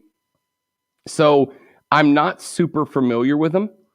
And as much as I like Le Batard, and I do, I just, because of the way that the schedule works, I just don't have a whole heck of a lot of time to catch up with all their podcasts and everything, because there's a lot of other podcasts that prepare me to do the job better. And like I said, I love Le Batard. You guys that listen to the show know that we tend to get off topic about sports, not a ridiculous amount, but pretty healthy amount. Le Batard spends most of his show off of sports and then dabbles in it. We spend most of our time on sports and then dabble outside of it. At least I think so. So I don't really have as much time to fit in Le Batard stuff. So I don't know Mike Ryan all that well. That would be Mike Ryan, not Mark Ryan. So I don't know Mike Ryan all that well, at least not enough to compare himself to, or compare me to him. But I'll go back. I'll have to listen. I really want to get back into Le Batard stuff. Like I said, I really enjoy it when he does talk sports, but he just gets away from it a lot. I've spent far more time watching Le Batard's TV show than I have listening to his podcast. Brian says, Cam resigns with the Pats. Keep him there forever, from a Dolphins fan. Look, the Patriots are about to learn a lesson, man. They really are, because it doesn't matter who they bring in as quarterback. If they don't pump up the weapons they give, I think they got so used, like I said on the radio, I think they got so used to Brady making something out of nothing, maybe more than any other athlete has ever made something out of nothing, that they just think everybody's going to do it. Just everybody's going to make something out of nothing, and that's not how it works at all. As far as my quarterbacks that had their careers wasted, JB mentions Phillip Rivers with the Chargers and Andrew Luck with the Colts are some good ones. I agree entirely. Completely and entirely agree with you, JB. Phillip Rivers could have gone down. I'd say Rivers had the capability of being as good as Big Ben, right? With Pittsburgh. Andrew Luck could have been, I don't know if he could have been Peyton Manning Volume 2.0 in Indy, but he could have been better than he was. I agree with you. And then Brian says, any TPC talk today? Yeah, we're going to do some TPC coming up in the last hour of the show. I'll get some golf in, get some NASCAR in as well, Brian. So make sure you stick around for that. Anything else you guys want to add? Throw them in that comments section. Throw them in in that comment section, and we'll get from there for sure.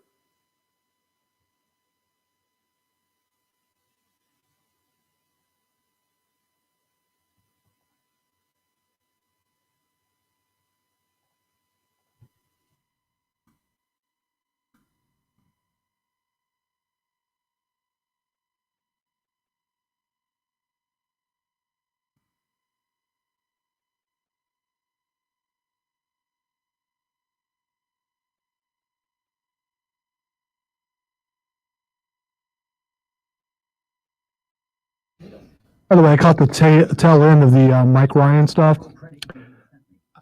I like Mike Ryan, but you don't have your eyebrows and stuff done like that. So, I mean, there's that. He obviously, when you watch the show, he has some work done on occasion. Not that there's anything wrong with that, but I think if you noticed the work is done, that's a problem. Unless you're like real bushy like me, and then suddenly you come in and you're clean shaven. That's different. ESPN. Text keyword ESPN and your message to 71307. Get in the game on the Rob Brown Show. Only on ESPN Upstate. Mississippi State, trying to close the gap on Alabama. They've got it down to only a 33-point lead with the Crimson Tide up 76-43. Right now, we got Tennessee coming up in the next game. They're getting ready for their quarterfinal matchup as well, taking a trip around the college basketball scoreboard in our conference tournaments as we speak. 41-75, Alabama over Mississippi State, 79-66. And apparently, and I didn't see it because I had flipped back to the Alabama-Mississippi State game. Apparently, we just had a little bit of a dust-up in the Maryland game against Michigan over in the Big Ten. Juwan Howard has been ejected because of that. I'm waiting on loading up the clip to see exactly what happened, but apparently Juwan Howard has been tossed out of that game after tempers flared up between Michigan and Maryland. Maryland right now, that game's come to its conclusion, 79-66. Michigan will move on, but yeah, I'm looking at it now. It looks like it was post-game, or right towards the end of the game, Juwan Howard got tossed in this Wolverines Terrapins matchup. Juwan Howard made his way back over towards the bench, and a lot of folks had to restrain him on the sideline. So yeah, it looks like it got a little bit out of hand there in that one, but it has come to its conclusion, 79-66. Just a touch over 3 minutes left in the half between Alabama and Mississippi State. That game will get put away by the Crimson Tide, who look like they will be a 2 seed coming into the tournament.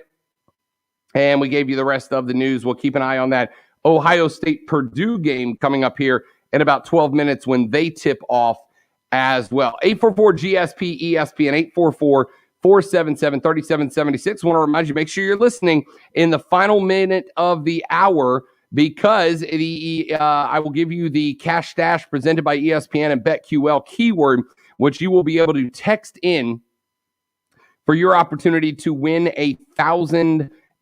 But you got to be listening at the bottom of every hour, the last minute of every hour. I will give you the keyword for the next hour to text in for your chance to win $1,000. So make sure you stick around for that. 844-GSP-ESPN. Let's take our final break of this hour. Come back, wrap up hour number 2.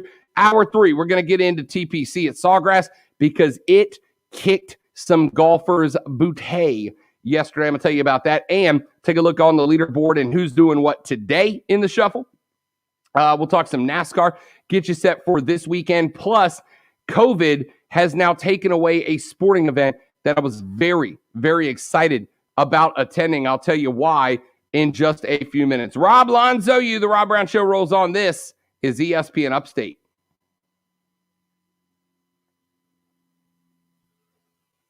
You're listening to the Rob Brown Show. Listen on your Amazon or Google smart speaker. Just say, play ESPN Upstate.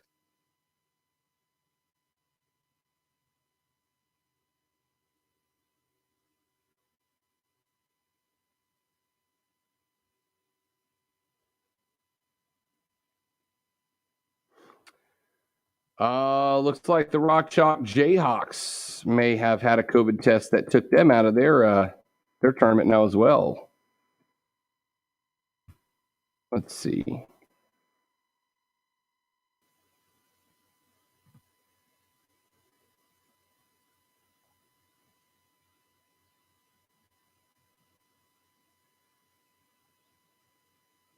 I'm not seeing that anywhere.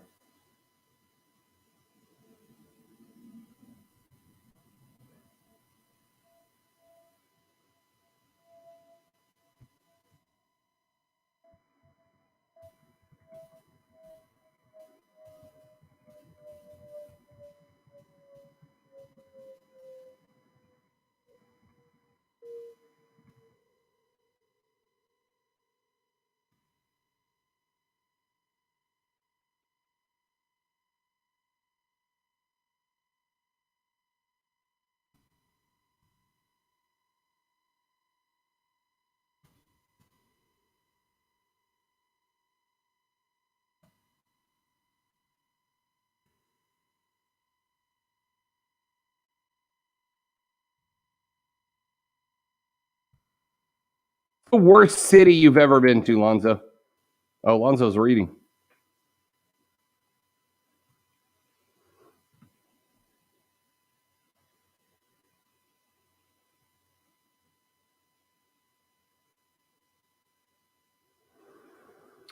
JB, I like Jalen Hurts. I like Jalen Hurts this year. I thought that I'm intrigued because I've heard that from the Philly might be 106.3 WORD Weather Center, here's the Upstate's most trusted broadcast. Thank you. I've heard that Philly's looking quarterback, which is kind of interesting for the Panthers because if Philly decides to draft a quarterback at, 5, that can throw a real kink into what I think the Panthers want to do at that 8th spot. And if they think that Philly might go quarterback, I ultimately think that it might force Carolina to trade up. I don't know, man. I don't understand the love affair with Trey Lance. I don't love the love. I don't love the love affair with Trey Lance. I don't love Carolina going with Trey Lance in that spot. I'm not a fan. I'm not a fan. And if Philly is going to take a quarterback there, it may mean that somebody else behind them either jumps up. Denver's looking quarterback too. Denver's at 11, I think. And they're looking quarterback, and there's a lot of talk that Denver may package some stuff to jump up ahead of Carolina to get the guy that they want. I don't know, man. This being here now, in past years outside, if I wasn't broadcasting around Carolina, I don't know, but because of the drama with Carolina, we assume wanted a quarterback. Although yesterday, Matt Rule and company from the front office came out and said that, hey, Teddy B's the guy. He's working to stay the guy, et cetera. If they don't go quarterback, I'll be shocked. But it sounds like they're thinking about it. Philly bringing in another quarterback to compete with Jalen Hurts, I think would shock me. Because I agree with you. I think he's got a chance to be very good. It would take me aback just a little bit. Draft's going to get wild, though. I have no doubt. Alonzo, what's the worst city you've ever been to? Vacation, passing through, whatever. What's the worst place you've ever been? Wow. That will require a little bit of thought. Put some thought into it. I'm curious. Mine is Jacksonville, Florida. This what's going on? Somebody asked on Twitter, what's the most garbage city you've ever been to? My answer is Jacksonville. That place it's the worst. Stathakis says, Johnson City, Tennessee. Stopped to get lunch. The whole place was empty. I had to keep driving. Johnson, Tennessee, of course, famously mentioned in the Bob Dylan / Old Crow Medicine show / Darius Rucker song Wagon Wheel. I've never been to Johnson City, Tennessee. I've met people from Johnson, Tennessee.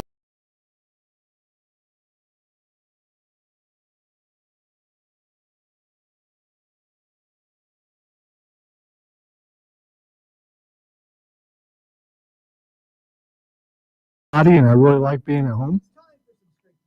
There were some towns in Ohio that nobody's ever heard of, right, including the first one that comes to mind is Genoa, and had a bad experience there in that town where was nearly arrested for doing nothing but having the wrong color Camaro.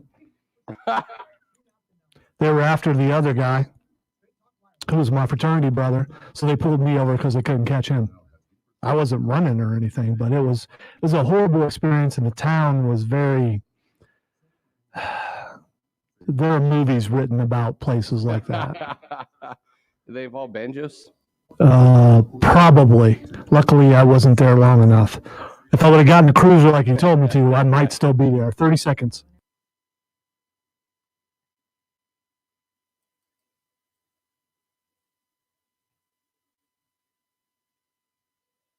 So he says, email Rob Brown at ESPNUpstate.com and we'll put him to the test. This is the Rob Brown Show, local sports talk on ESPN Upstate. Wrapping up our numero dos right here on the Rob Brown Show and ESPN Upstate. 844-477-3776, 844-GSP. ESPN is the number to be a part of the program. Jump on board. 71307, the text line.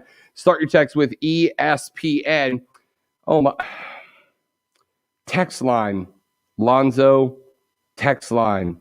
Says, and I quote, ESPN, Lonzo, can I get the health there and get the buy one, get one free and give them both to Rob? You know what?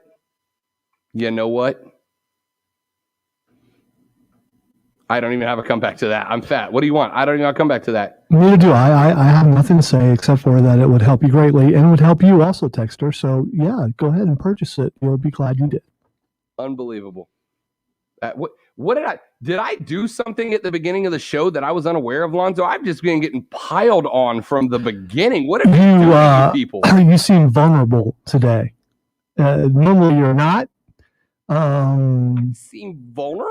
Just an offhanded thing that I said to get people to go to the stream, just really to direct people to go to the stream, and they came and they're just ready to pounce today.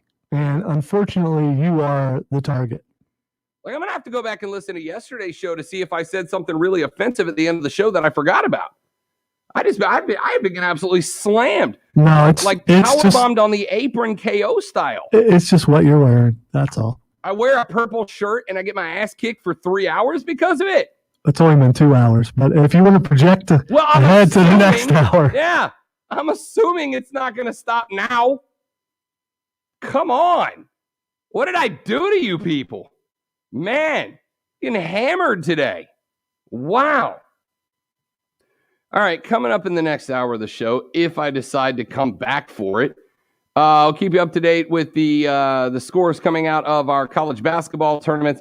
We know Virginia's out. What does that mean for the rest of the ACC tournament and big tournament? Ron Rivera spoke out, says that playing Alex Smith was an incredibly difficult decision for him. We'll talk about that and why it is that I think Alex Smith needs to just call it a career, plus the NBA MVP race is up. It is time, however, for your opportunity to win a grand with the $1,000 cash dash right here on ESPN Upstate. The key word for this upcoming hour is BOAT.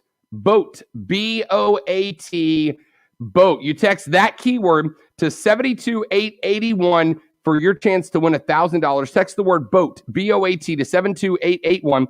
The $1,000 cash stash on ESPN Upstate, powered by BetQL. Let BetQL's proven data and analytics help you become a better. Download the BetQL app today. Text and data rates may apply in this national contest. Again, this hour's keyword is BOAT. B-O-A-T. The $1,000 cash dash is right here on ESPN Upstate. Back after this to wrap this bad boy up. The Rob Brown Show rolls on. Rob Lonzo and you. This is ESPN Upstate.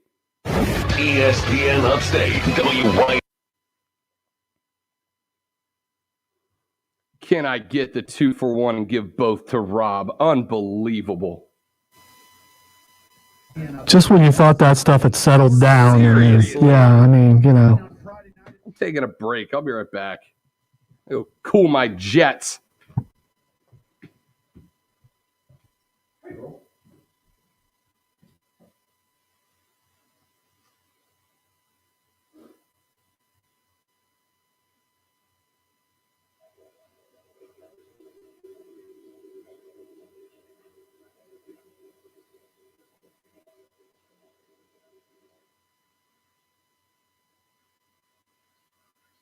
Again, I apologize if you're watching the stream for me not talking whenever, it's the top of the hour. It is the busiest point of each hour for me. So,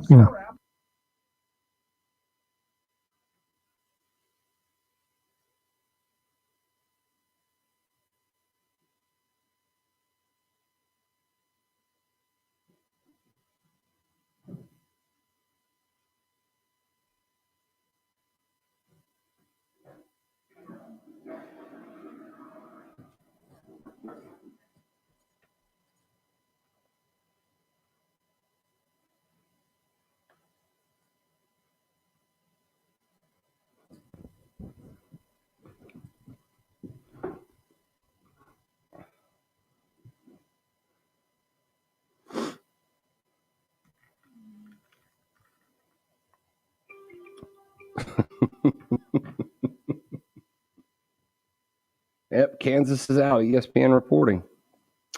I'll be darned. Hey, we got a How I Met Your Mother reference on the text line. Boats, boats, boats. You ever watch that show? I haven't watched the entire series, but I've watched enough of it. My son and daughter are really into it, so I've watched. I know all the characters, all that kind of stuff. So also kind of spoiled how it was going to end to them, but you know, It was so painfully predictable. it was. They did an alternate ending that you can get on YouTube that's so much better. In upstate. Warning. And check this out. Harley officially. Rob Brown Lockdown. Represents being real. Yeah. Real, unfiltered sports talk manufactured locally for the Carolinas. Lockdown. This is the Rob Brown Show. Yeah. Only on ESPN. ESPN Upstate. Let's rock and roll. The Rob Brown Show's right here on your radio. This is ESPN Upstate. College sports is a changing, whether you like it or not. And I suspect most of you will not. College sports just saw a huge change earlier in the day when the Michigan State Spartans announced that they are no longer just the Michigan State Spartans. They are now the team known as the Michigan State Spartans, presented by Rocket Mortgage, end quote. So on the day after they get bounced by the Maryland Terrapins 68-57, they announced that they are, according to some people, surrendering their dignity, quote unquote, from defector.com to a mortgage company for an undisclosed fee in a press release. They released a press release that says, quote, Michigan State is not renaming its men's basketball team. While this is a new extension of the partnership for Rocket Mortgage with men's basketball, this is not a first-of-its-kind sponsorship for the Spartans or a new concept in professional or collegiate team partnerships.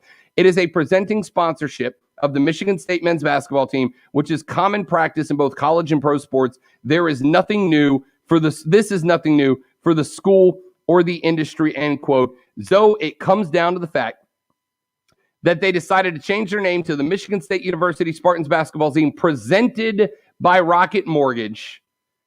They got a lot of heat for it, and now their athletic department's like, guys, stop making fun of us. Please stop making fun of us. We're trying to make money here. And that is all well and good. But considering especially the fact that they did not say how much money this sponsorship is bringing into the athletics department and to the basketball program, it brings up a secondary discussion. And that secondary discussion is about payment of players, right? Now, we were talking about this earlier, Lonzo, and I have made it abundantly clear that I am in favor of a stipend being created for college athletes who help bring revenue into schools. And I understand the first response to a lot of people is, well, most of the schools operate at a loss. Kinda. And it's a very complicated, touchy subject. But this Michigan State University basketball team presented by Rocket Mortgage would not be the MSU basketball Spartans presented by Rocket Mortgage if there weren't any Spartans on the floor. And the response that I have gotten is, well, I paid my way through college. And that's awesome. I did too. All right. I had to pay class by class towards the end of mine. I lost the scholarship, had to pay class by class at the end of my career to get my degree in communications. Cool. How much money did I bring into the university? None. Nobody was showing up to Rob Brown to watch me take a radio ethics examination. Nobody was doing that. The Spartans are packing 14, 17, 20,000. I don't know how many people play there or can go watch them play there. And are now bringing in what I guarantee is at least $3 or $4 million a year worth of cash money by Rocket Mortgage becoming the presenting sponsor of the Spartans. It makes it harder, Lonzo, as far as I'm concerned, to make an argument against athletes, at the very least, having the opportunity to profit off of their own name, image, and likeness, right? It makes it hard for me to say that athletes shouldn't be able to go down and do a live appearance at Rocket Mortgage when the Spartans are about to slap that patch on the side of the jersey and become known officially as the Michigan State University Spartan basketball team presented by Rocket Mortgage. Their AD is fine bringing in the money, but I'll be gosh darn if a student athlete is allowed to go down and sell a car and make some money. You know, I'm okay if the kid wants to go that route, but this is how it should be. If you want to get money elsewhere, give up your scholarship because you're being paid to play. And whatever sport you are in, if you are a full scholarship player, you are getting paid to play. All your stuff is paid for. You get to go lounge in that wonderful facility where other kids are not allowed in there, only, the basketball team or the football team or whatever, depending on the facility. You give that up, you give up your scholarship, go get paid however you can. But you cannot have both, because what you're saying is, I'm getting paid, but I want to get paid more. As far as the likeness goes, I get that. Just don't have any games. But don't put them in any games. And this is coming from a gamer. That solves the problem. We haven't had a game for a while from the NCAA. I'm okay. I'm still alive. You know what? I can still watch the games. I can't play the game with them in it. I don't have a problem with that. That's how they've avoided it in the past. But they get paid. And there's no way to regulate the stipends that you want to happen. There's no way to regulate that. And when it comes down to, you're a big star, you're going to make money. If you are the third string lineman, you're making nothing. How's that fair? It's not. You know what? They're getting paid. I hear this argument all the time. They're absolutely getting paid. Keegan says college cost $500 in a can of spinach back then. Not only did the cost of college go up, which he's actually very correct, it has gone up way faster than the rate of pay in this country has.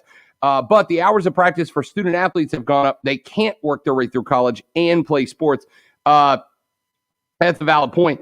I was friends with a baseball player down at the University of West Florida when I went there, and the common practice amongst baseball players is that most of them are on like a half scholarship. Many of them no scholarship at all. They're paying their way through college, and they're not allowed to go out and make any other money. This baseball player in Pensacola at the time was one of the starting rotation in the pitching squad, and could have easily went down to whatever car dealership in Pensacola wanted to bring in the starting pitcher for the University of West Florida Argonauts to just sit in the dealership for a few hours and pay him $500 for his time or whatever. And he's not allowed to do that.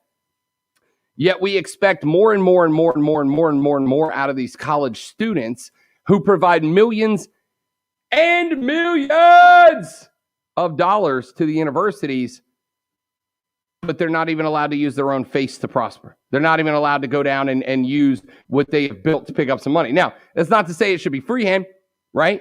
Because then you're going to worry. Then you're going to start getting to the point where the rich get richer, and it's going to be different. I'm saying it should be regulated, but it's tough.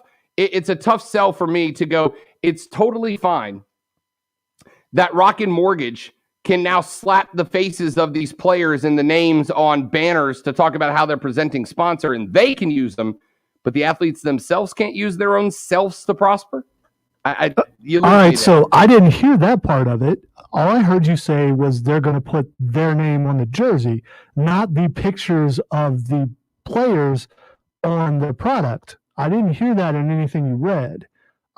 When it comes down to it, I don't get the people who say they need to be paid on top of what they're already doing. It doesn't make sense when you look at the price of college. And the baseball analogy, this ain't about baseball. It's not. Baseball is never going to be the number one sport. This is about football and it's about basketball. It's not going to be equal across the board on all the other sports ever. It's just not going to be because football and basketball are always going to be more popular. All right. And I will tell you, if you're on a full ride, what do you need a job for? What do you need a job for? Are you not getting fed? Oh, you absolutely are getting fed. I played at a D3 school. I had plenty of food. And there are plenty of opportunities to eat. So what do you need the money for? To go out on the weekend? If you supposedly don't have time to get a job, how do you have time to go out on the weekend? I don't know about you, Zoe. I don't put the all that matters is your job or football in my life. I just don't. I am more than my job. Radio is what I do. It is not who I am. I mean, it is to me. It's who I am. That's why I'm here. But I like to do stuff. And yes, I work hard. I work a lot, I think. Yeah, I work hard. I work a lot. And still, when Saturday rolls around, your boy wants to head up to the brewery in the mountains and have a couple of drinks and relax with some friends. That ain't free because I do radio. It's a cost of living. These athletes should not be. All right, you signed up to play, and now only you get to play. You don't get to go have fun. I got a problem with that. Real quick, we can circle back around. Yeah, like they don't have fun. Yeah, they can't. They don't have time to have fun. I mean, they do, but you get my point. Fun ain't free. All right. Real quick, we do have breaking news. Sincere breaking news.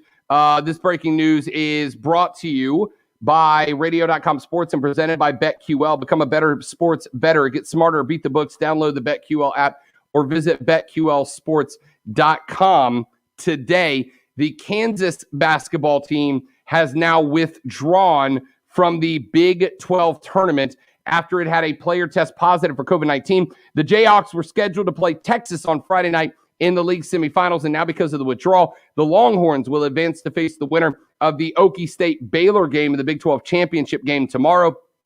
CBS Sports' Matt Norlander was the first to report the news of Kansas being forced to exit the Big 12 tournament. Head coach Bill Self said in a statement, quote, "Obviously, we are disappointed and our players are disappointed that they can't continue to compete for the Big 12 championship. While we have been fortunate to avoid this throughout the season, there are daily risks with this virus that everybody participating is trying to avoid. We have followed the daily testing and additional protocols that have been set up for us. Unfortunately, we caught a bad break at the wrong time. I look forward to preparing my team in probably a unique way for next week's NCAA tournament. It is unclear what player tested positive, but a source told Norlander that it was someone who did play in Kansas's Thursday night game against Oklahoma. Only 7 Jayhawks players saw action in Thursday night's win, in part because they had already been dealing with COVID issues entering the week. Starting center David McCormick and reserve Tristan Unaruna were ruled out of the Big 12 tournament ahead of the team's departure for Kansas City, as both were placed in health and safety protocols. Self said before the Big 12 tournament, he expects both will be available for the big dance next week, but this is a new wrinkle that could throw a wrench into availability of other Kansas players for next week's NCAA tournament tip, given contact tracing and quarantine measures that will be conducted per NCAA protocols. Playing in the big dance requires 7 consecutive days of negative test results amongst Tier 1 personnel before arrival in Indianapolis, meaning that 7-day window has already begun. Kansas's sudden withdrawal from the tournament because of COVID tests marks a concerning theme for major conference teams in recent days across the country. We had Duke had to remove themselves from the tournament on Thursday. Virginia has been joined by Kansas now in the same situation. And yeah, it's ugly and it's unfortunate. We're going to keep talking about that moving forward. A couple of texts, and then we're going to go grab a phone call. Brian on our live stream at facebook.com/ESPN Upstate, on YouTube at The Rob Brown Show, and on Twitter at The Rob Brown Show, says the problem with paying players is Title IX. One player gets paid in college. Everyone in every sport has to get paid as well. Don't know how they figure that one out. Right, I agree. But as I made an example to my grandmother yesterday when we were having a conversation about something, she says, I don't see how that's going to be done. My response was yes. And in the 60s, they said there's no way to land a man on the moon. So we got a bunch of really smart people together and came up with a solution, and we did it. I don't know how we're going to do a thing. Yeah, no, we did it 7 times. 7 times we did it. And we're about to do it again in the next couple of years, which I'm very excited about. But the point is, whether we did it once, 7 times, or 100, they said it can't be done. So they got a bunch of really smart people together that sat around a table and came up with a solution, and Neil Armstrong happened, right? Greg is up on the line to get in here before we take the first break of the hour. Greg, thanks for joining us, bud. Thanks for taking a minute. Great to have you on the show. Hey, thanks for having me on the show. I just wanted to say, I don't know if you guys have already touched on this or not, because I'm listening on radio.com and there's a little bit of a lag. Sure. But with the sponsor that Michigan State has for Rocket Mortgage, it doesn't really surprise me that Michigan State has a sponsor. What does surprise me is that other schools haven't actually done this before to try and pick up money. That's what's kind of surprising to me. It doesn't really surprise me that Michigan State now has a sponsor. It's just, I don't know why other schools haven't done this before in a way to generate revenue. So. Yeah. First off, this is going to open the floodgates. I think a lot of people have just been worried about it, right? And they also knew there was going to be, Greg, a lot of secondary conversations that were coming out of it, including the one that we're having right now, right? Why can Michigan State go get X million dollars a year, but these players can't catch a couple $100 a game, right? Yep. So they knew it was going to open up a huge floodgate of other conversations, and that's exactly what has happened.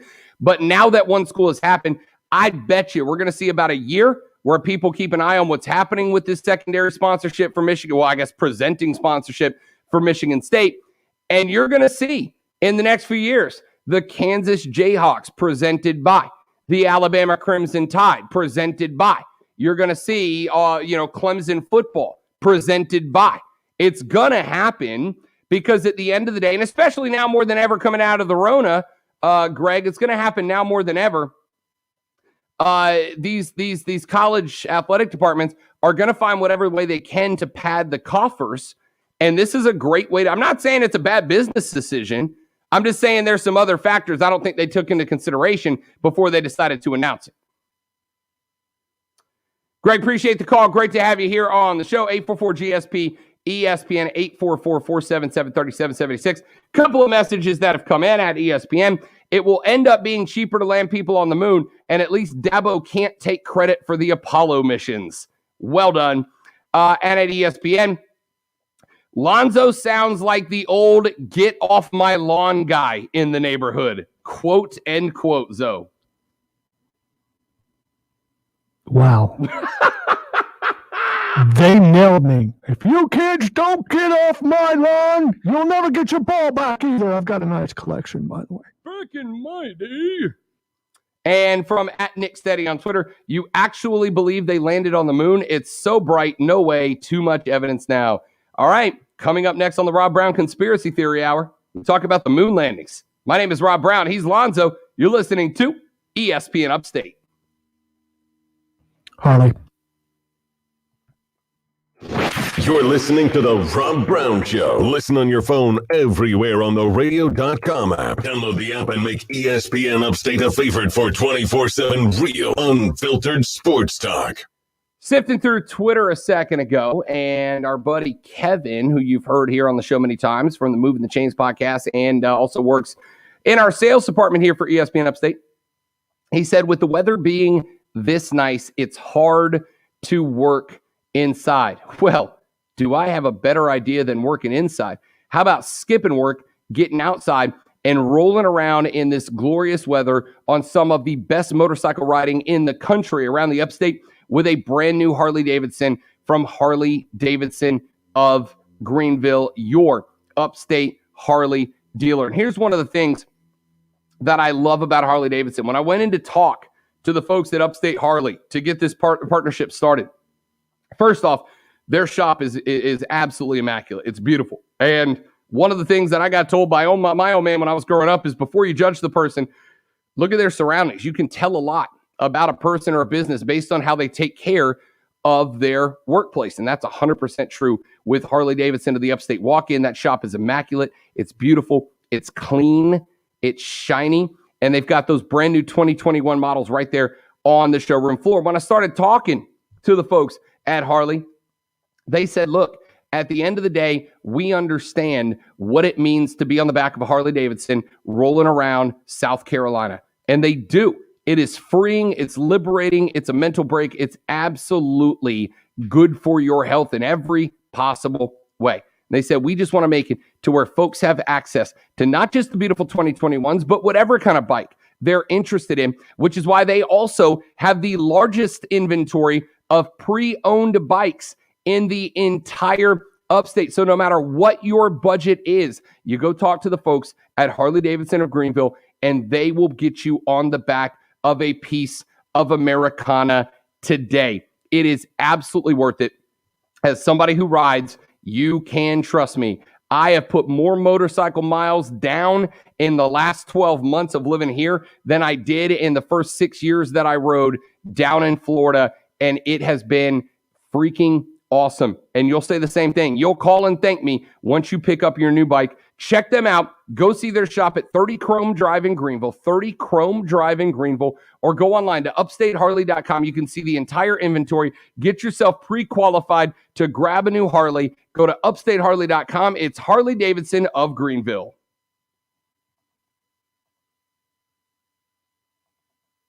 So I just got that dreaded email from the boss, stop over when you're done. So I don't know if this comes from all the purple hate that Rob received earlier, and that's why I have to go over there. And if so, I regret nothing.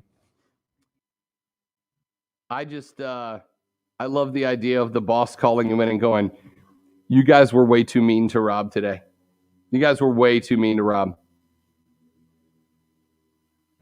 You act like I haven't had that said to me before. So anyway.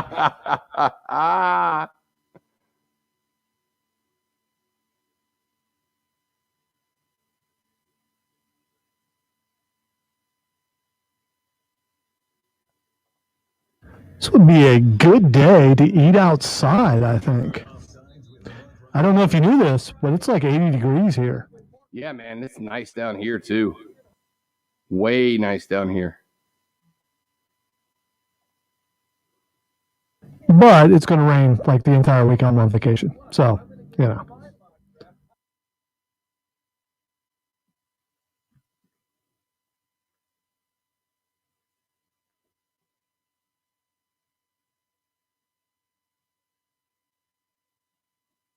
So is live streaming your haircut, is that going too far? Not that I would do it or anything, but, you know, I mean, is that a sign of addiction to social media? No, you know, I had that conversation with somebody not too long ago, and especially obviously in this industry where our job is to be connected all the time. You know, there's like lines like the night that I did the.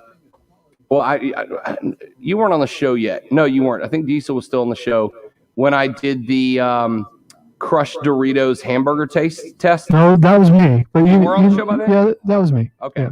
So like I streamed a little bit of video the night that I did that. And but to me, I'll stream anything that has a connection with our listeners, you know? Well, I know once, it was a couple of years ago, there was a snake in my house, and Mark Ryan dared me to go home and live stream me walking in the house trying to find the snake. And I did it, and we never found the snake. Which is one of the things you got to deal with when you live in the middle of the woods.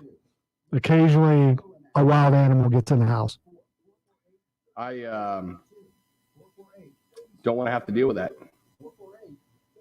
Of course, I'm down on the beach in Florida. We have friggin' wildlife everywhere.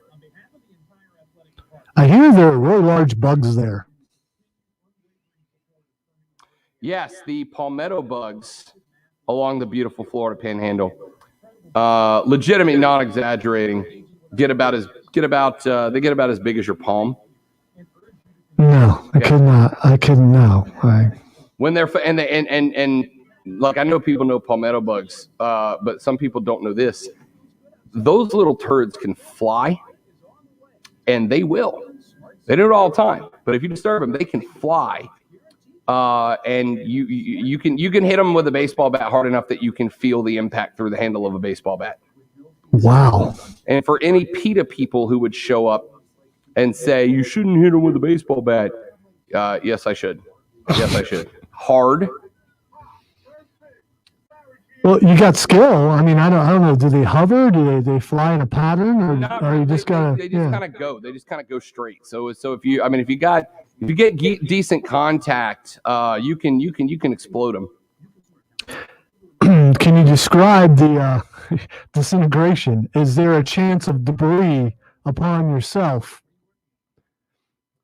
No, not really. I mean, Okay. again, you want to make sure you get good solid contact though, right? Okay. Like you want to swing through the palmetto bug. You want Right. You don't want to stop because that makes sense. Then it goes up and down. But if you swing through it, and they're pretty tough. Like it's why you step on a roach, they don't like explode. They just kind of crunch because they got a tough little exoskeleton.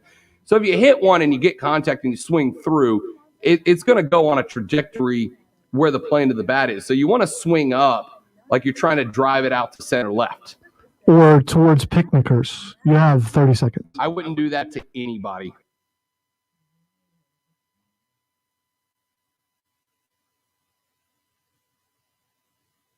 Well, opinions are like what we're saying. Everybody has one. Call 844-GSP-ESPN. Local sports talk on The Rob Brown Show on ESPN Upstate. The Rob Brown Show rolls on. This is ESPN Upstate Florida, Tennessee underway in the SEC Conference Tournament in Nashville, Tennessee. The Volunteers out to an early 6-3 lead, but with 16:58 left, Florida has just knocked down a 3, so we're all square at 6 apiece in that one. Obviously, keeping an eye on all the scores of the day. We told you earlier that Michigan has knocked off the Terrapins of Maryland in the quarterfinal of that conference tournament. Alabama went big time. Got a text earlier that said, "Did I hear Rob Brown put a bet on Alabama and that at the break one of the star players gets hurt?" Okay, first off, I was here the whole time. I had nothing to do with it. I put a $2 bet at like plus $8,000 before the season, plus 8,000, not $8,000. Put a $2 bet on plus 8,000 for Alabama to make it to the Final Four this year. Not win the championship, make it to the Final Four. I'm very happy with that bet. But Josh Primo, one of their freshman guards, did go down earlier to a knee injury. I'm waiting on an update from him because that's a tournament-changing injury. Ohio State up 19-15 on Purdue with just inside 10 minutes left to play in the first half there. That's going to turn out to be a very good quarterfinal game in the Big Ten. Michigan knocked off Maryland 79-66 in the Big Ten as well. Alabama thumps Mississippi State 85-48, your final game in a game that wasn't that close. Kansas has been forced to drop out of their semifinal game in the Big 12, unfortunately, due to a positive coronavirus test. So the Longhorns of Texas will now move on to the final of the Big 12 championship since Texas cannot go. Same with Virginia and Georgia Tech. Virginia has to drop out. Uncontested matchup with the Yellow Jackets as Virginia had a COVID test within the program. They had to be sent home. Georgia Tech moves on to the final. They await the winner of the game between North Carolina and FSU. That will take place at 8:30 tonight. Winner of that game will move on to take on the Georgia Tech Yellow Jackets in the ACC final. 6:30, Oklahoma State versus Baylor in the Big 12 championship. The winner of that will take on, as we mentioned, Texas. Rutgers and Illinois in the Big 10 waiting to go. That's a quarterfinal matchup at 6:30. Tulane and Houston in the AAC at 7 o'clock. Mizzou and Arkansas. If there's a guaranteed bet of the day today, take Arkansas to cover up the Tigers today. I don't even know what the line is. I don't care.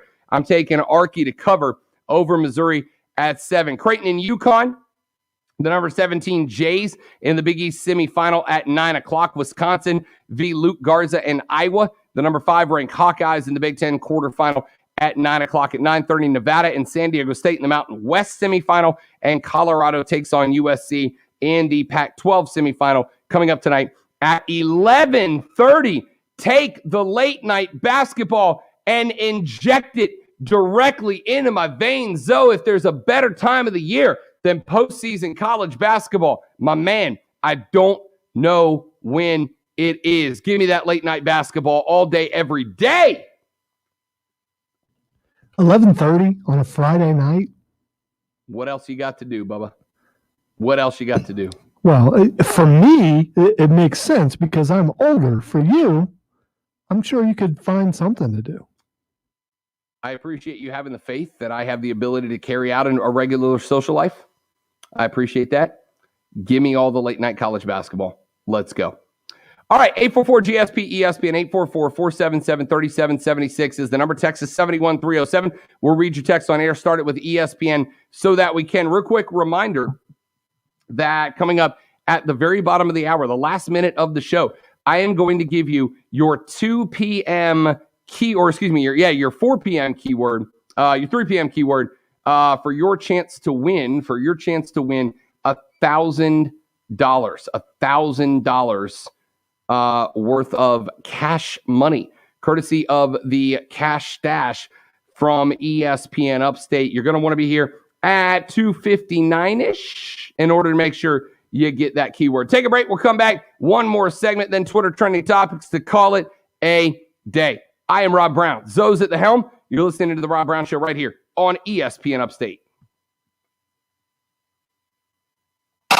Your chance to bank $1,000 in the $1,000 Cash Stash is coming just before SportsCenter at the top of the hour.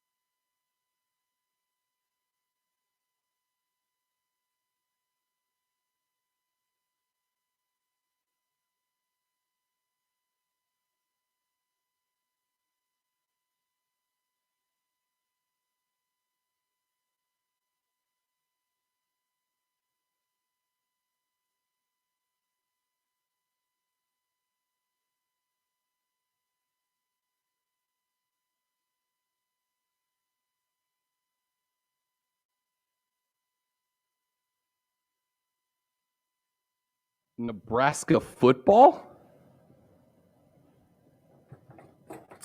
That's what he said. Okay.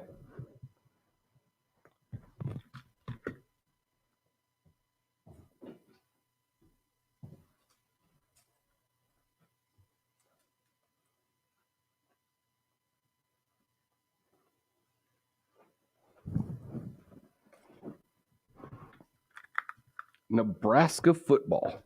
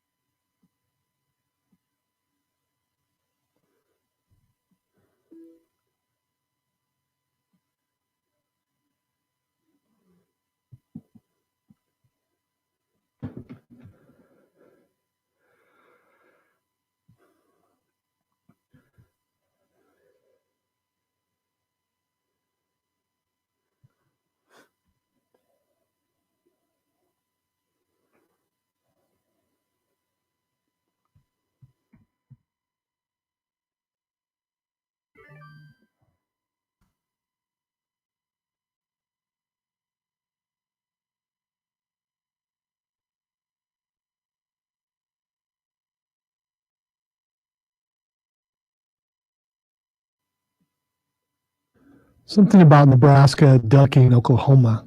There's several stories. Oh, yes. That's right.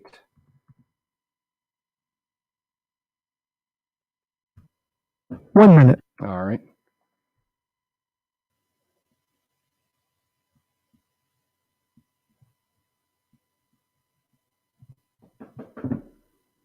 Nebraska once out of the game at OU.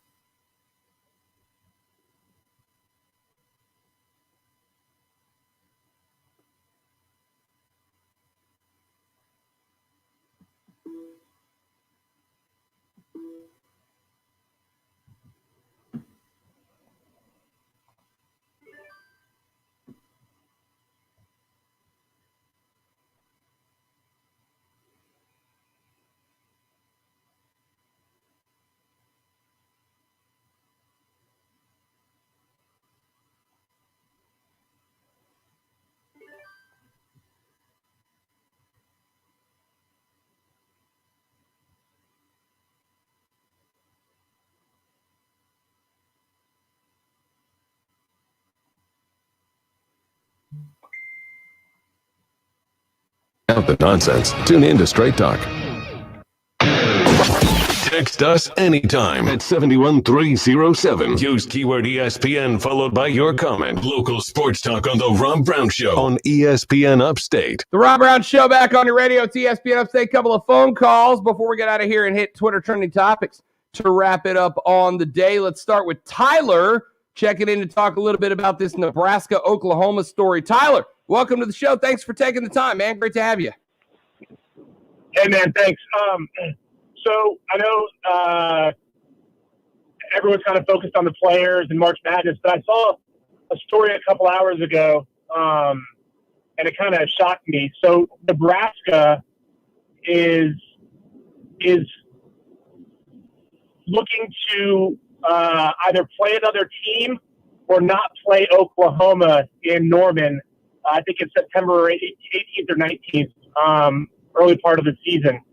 And I don't know, the message that sends to their fan base and the rest of the college football world is basically, they're a pretty storied program who's had a history of, hey, we'll play anybody. And for them to even entertain the idea and already be asking other schools if they can play on that particular Saturday, to me, it's like, man, that's what this program has just turned into, a coward program. And Scott Frost, man, I don't know, 4 consecutive losing seasons, and then this story breaks. It'll be interesting to see what they do with that program. I know it's outside the Southeast, but I thought that was a big story. It is. It is a big story. It's embarrassing for Nebraska. Brett McMurphy of Stadium said that Nebraska's trying to get out of that game. Joe Castiglione is the AD at Nebraska and had an opportunity to clear the air, and he did not retract that. Look, it's ugly if this is true. If it's true, Brett McMurphy's a pretty solid, pretty reliable reporter. I don't think he would have put that news out there if he did have something to back it up. He said the Cornhuskers have contacted other schools to play in Lincoln, Nebraska on that date. The game was scheduled to mark the 50th anniversary of the 1971 game of the century between number 1 Nebraska and number 2 Oklahoma. And you're right, that program has been in shambles. The black shirts clearly waving the white flag. If this is true, Tyler, I'll tell you right now, if I was a Nebraska fan and I woke up to this message, man, I would rather take a 50-point L than have my team go out there and basically just roll over in front of a better opponent. That's embarrassing, man. Yeah, I don't disagree with you on that one. I'll hang up and listen. Thanks. Appreciate it, Tyler. Thank you very much, Tyler, for checking in. If that's a spot that they're in, Zoe, that they're backing out of a rivalry game that they were slated to go play because of the fact that they have been getting beat even by Big Ten bottom dwellers lately, it's freaking embarrassing, man. If I was a Nebraska fan, I would be infuriated by that news. So that's how we end a rivalry in this century. That's how we do that. We just say, you know what, we're getting beat a bunch, so we're just not going to play you anymore because we can't compete. That's got to hurt the school recruiting-wise, because rivalries are one of the ways that a school can get you in there. Showing the hatred for the other team, come in and get a chance to beat that team. And now they're saying it just doesn't exist anymore because we're not good enough. It's sad. If you're Oklahoma, do you renew it? Like if they say we're not going to play, do you go, screw you then, you're out? Like we're just not going to play anymore? I mean, I'd hate it if that was the death of the rivalry. I would. Jason is on the line. Let's get Jason in here before we hit the break. Jason, thanks for taking a minute. Great to have you on the show, bud. I appreciate that. Sure thing. Yeah, just a couple of things. Earlier, you had mentioned, something about the motorcycles riding across in this area. Have you been across between North Carolina and Tennessee, been across the Dragon? Have you done that yet? No, Tail of the Dragon is way up there on my list. In fact, hopefully this summer, one of my uncles is going to come up. He rides as well, and we're going to go try to ride it. I've heard it's a beautiful ride.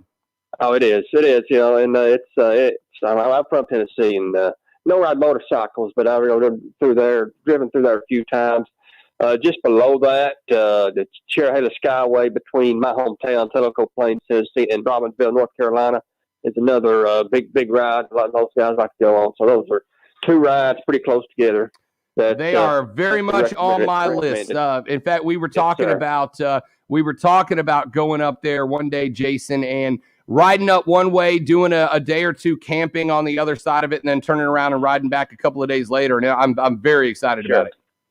All right, awesome. Hey, you're talking about the having smart people figure this out. Here's the problem: people with the NCAA, you don't have federal bureaucrats even involved, and even politicians, federal judges that can screw things up. So, are they smart people? That's one concern I would have with that.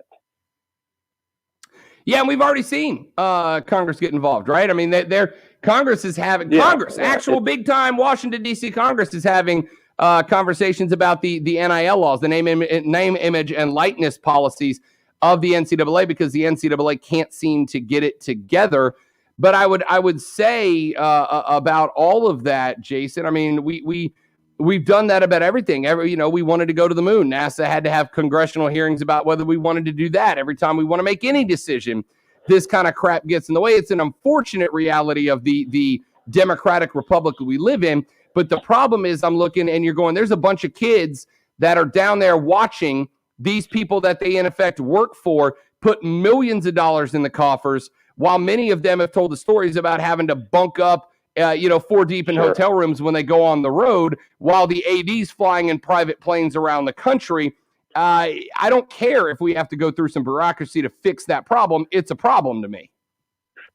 Well, I think it's crazy how this thing has, the last several years. I think that it really started, what I noticed, it really starting with Nick Saban's, the $3 million contract. That just way out, and just the money, this just exploded. I never really thought you'd see multi-billions, say maybe even $1 billion contracts with SEC network, ESPN.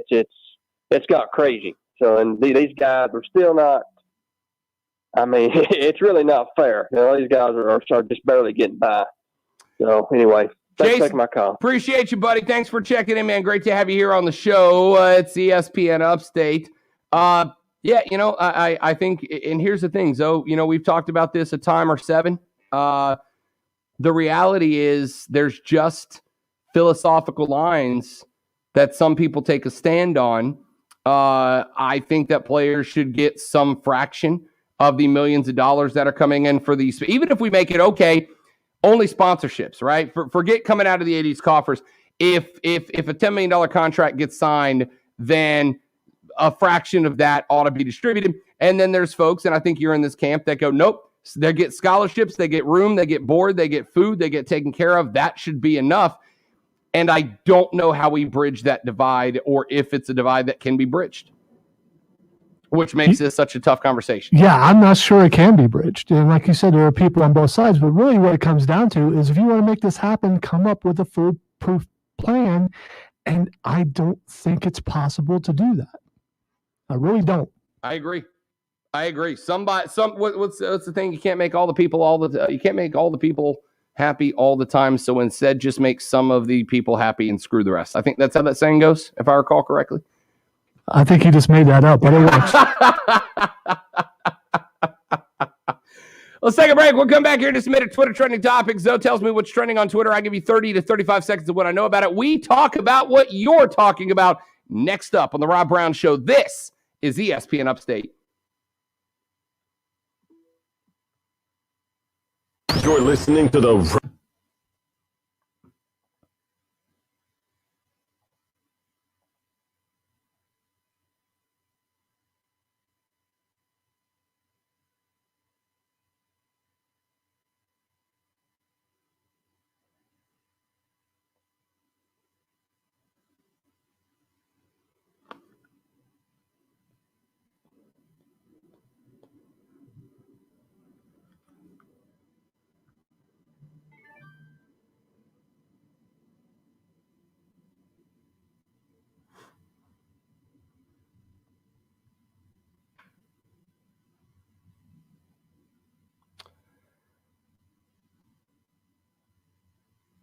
It's his story about the well, Zoe's not there, so I'll talk to y'all. Did y'all see the story about the guy that stole a 400-pound playground slide from a place in Pasco, Washington? Pasco, Washington. A 400-pound playground slide was stolen from a low-income neighborhood park, and police didn't know what had happened to it, and they just found it. They were searching a home for an unrelated crime, and a detective found the 400-pound slide that had been sawed off of the park and was then mounted and connected to a kid's bunk bed in his room. Oh, that kid was hashtag living his best life, man.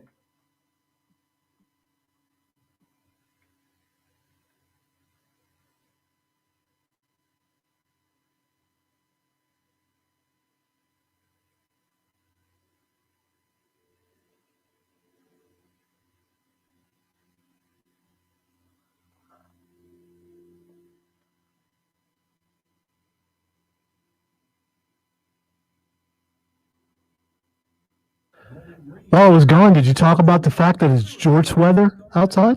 Jorts weather. Hashtag go Gators. I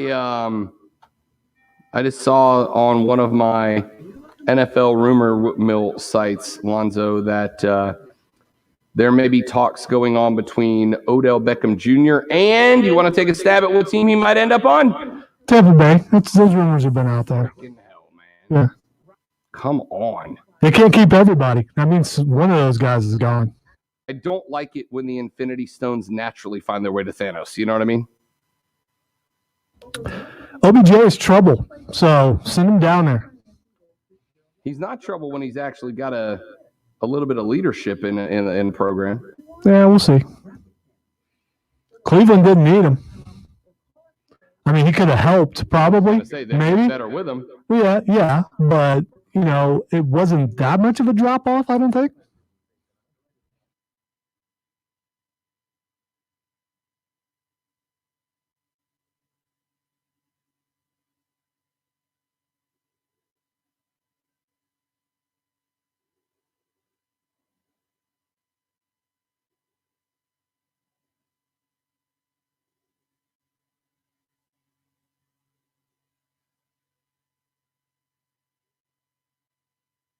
I almost broke out the sandals today, but just not quite there yet. Not ready.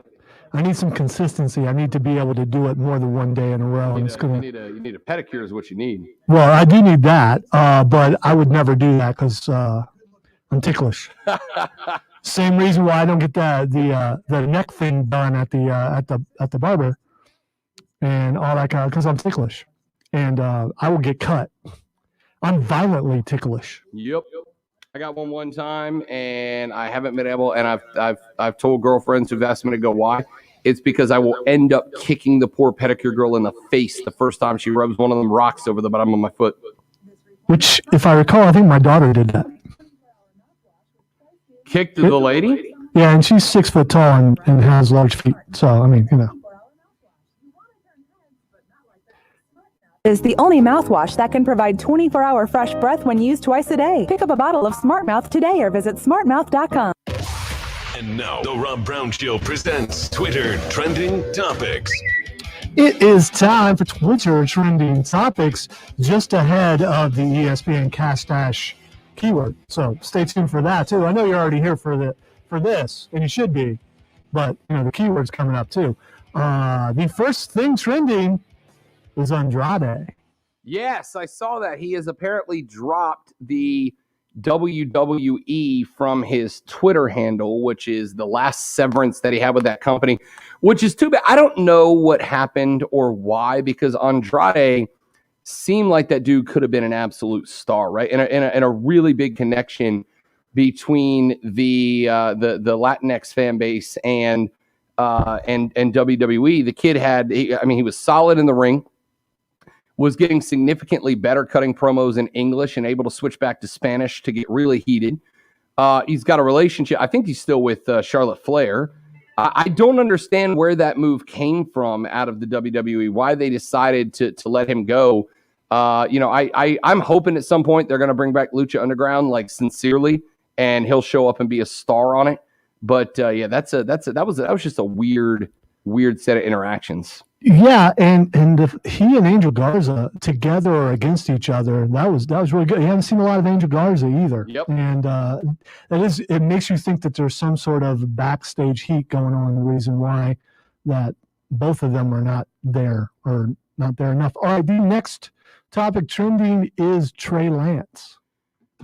Trey Lance trending. I did not see why Trey Lance would be trending. I know there's a lot of pro days going on right now, so I'm going to assume that North Dakota State quarterback Trey Lance had his pro day, and that's why it's trending. That is why it's trending. Okay. Hopefully, it went better than his last and only game. What else you got? Do pro days actually work? Do they help you? I know they can hurt you, but I don't know that they can help you really. Yeah, I think they can help. I think they can help with scouts, but it's more of a getting to know you on a one-on-one basis, right? Because you do the meetings and you do the talks. We've had so many athletes that go, just because you can bench 500 pounds 500 times doesn't mean you're going to be a great offensive lineman. But if I can put a guy out there in the field with receivers he hasn't worked with before, I can at least get, all right, does he have good technique? Does he have a good grasp of what we're asking? Does he listen to instructions? Does he get frazzled when things aren't going well? Does he get cocky when things are? I think he can kind of give you more. It's less about the spin in the football and more about the getting to know a guy on a kind of on a mental level aspect that Pro Day can help you with. All right, the next thing trending is Bethesda. Then that's a perfect shirt that you decided to wear today, Lonzo. Bethesda has, and I don't know all the details of it, but my understanding is that a lot of the Bethesda labels are now available on Xbox in the market. Yeah, they have. They've finished the deal that they made with Xbox. It's finally been signed, and as of today, my understanding is 20 Bethesda games are now available on Xbox Game Pass. And if you look at it, there's one game that's missing if you are into the Elder Scrolls, and that is Oblivion. And yesterday, Todd Howard kind of slipped and said that they are working on a 4K remaster of Oblivion. Don't hate it. I'll tell you the truth, the only Elder Scrolls game I ever played was Skyrim. The rest, I was not into that style of RPG fantasy game until I got a little bit older. I jumped into Skyrim. I love Skyrim, so I should probably do it when it comes out. But I'll wait till it comes out as a 4K remaster. I will tell you, Oblivion, some people would argue is better than Skyrim. Wow. I said some people. I lean more towards Skyrim, but I really enjoyed Oblivion. There's nothing like being on your horse or just traveling across country, and there is an Oblivion gate standing there in the middle of nowhere, and you're going into hell to face demons. I know, like Bethesda, as far as either fantasy games or horror games, has kind of been at the forefront for years. So this is the big news for Xbox folks. Yeah, I'm excited about it. All right, so the next thing trending is Zatanna. I got nothing.